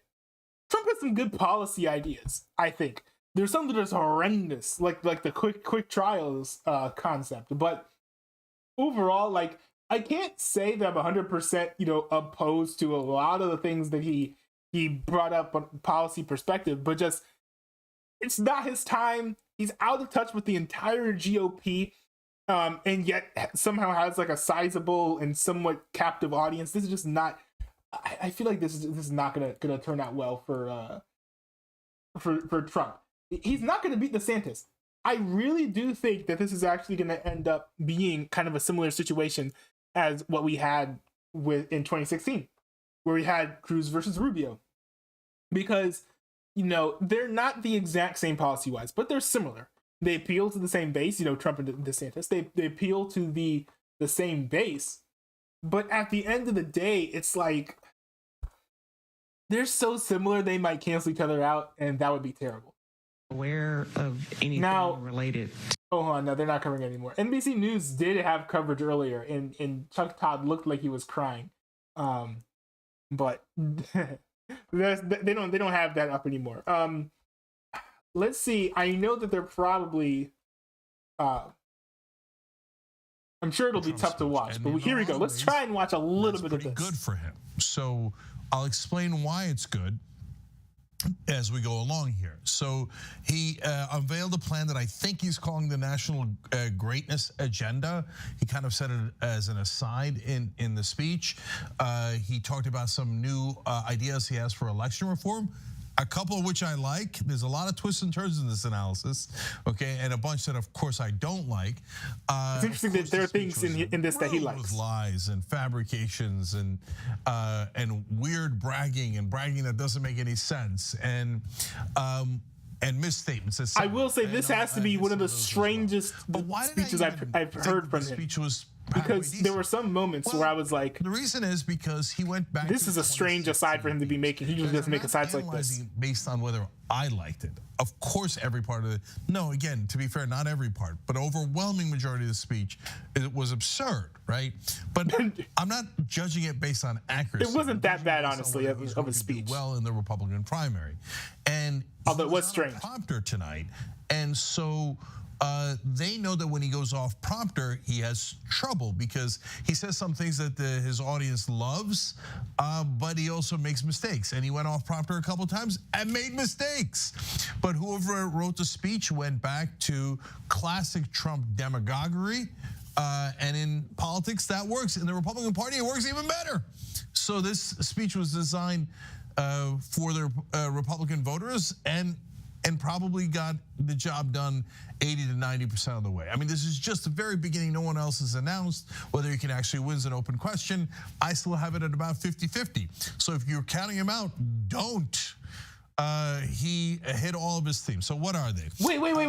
Why do you think? You can't. He's going to keep everyone safe. How is he going to beat DeSantis? About how I'm going to protect you. Explain how he's going to beat DeSantis. Conservatives, because the number one thing the conservatives have is fear. They're super afraid of everything. So he went back to talking about immigrants. He went back to talking about how they're criminals and illegal aliens that are invading our country. I'm not saying no. Now it's back to this like normal left-wing lying. He very clearly talked about how there are tons of immigrants who are really great people in these countries want when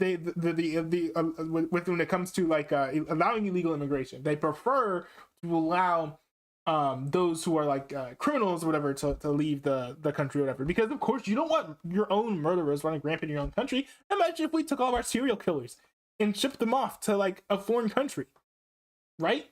Like that's a terrible policy. But I mean, it's something that kind of makes sense because it's like, I wouldn't want to have terrorists or killers in my country. Now I do think that of course rendering justice is a little bit of a better move than shipping off your people to a foreign country. But I mean, not everybody runs their countries like the same way. I like motivations wise, I get it. He's not. I don't understand how many times the media is gonna lie about Donald Trump hating all immigrants or hating immigrants or being racist. I don't know how much longer they're going to be able to keep that up if Donald Trump, like he did in this speech, harps on, these countries have lots of great immigrants that these nations are also incentivizing to stay inside of their country because they don't want them to leave. But the folks who are not like the greatest citizens, they are incentivizing them to leave because you don't want them to stay in your country for obvious reasons. I don't know how much longer the left is going to run with that narrative, but I mean, at this point, we're so like polarized that I'm pretty sure that no matter how many times Trump says that, there's going to be a certain segment of the population who is just not going to listen to him or agree with him or believe him at all. This is unfortunate, but it is what it is. That's kind of where we're at as a country right now. All right, y'all. Well, thanks everyone for tuning in. This was a wild ride. This was crazy. I'm kind of there were so many policy things in that speech that I have to stew over. Not stew over, but I have to like, kind of spend some time thinking about and see where I land on some of these policies. He really hammered us with a lot of policies, even like a lot of newer policies that we haven't seen yet. So I thought that was kind of interesting, kind of a smart move, because otherwise you spend an hour saying I'm running for president and it's like, what's the point of that? But anyways, I'm gonna go head out. I got things to do other than watch Donald Trump and talk about politics. But I hope you guys enjoyed this stream. I'm going to be covering more politics. I'm going to be going back through all of Trump's announcements here. You know, kind of saying what I think about the different policies. I'm going to be reacting to every single presidential debate ever recorded on television.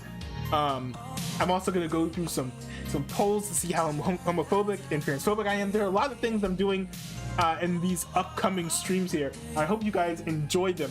It's going to be a lot of fun. But until then, peace out, y'all.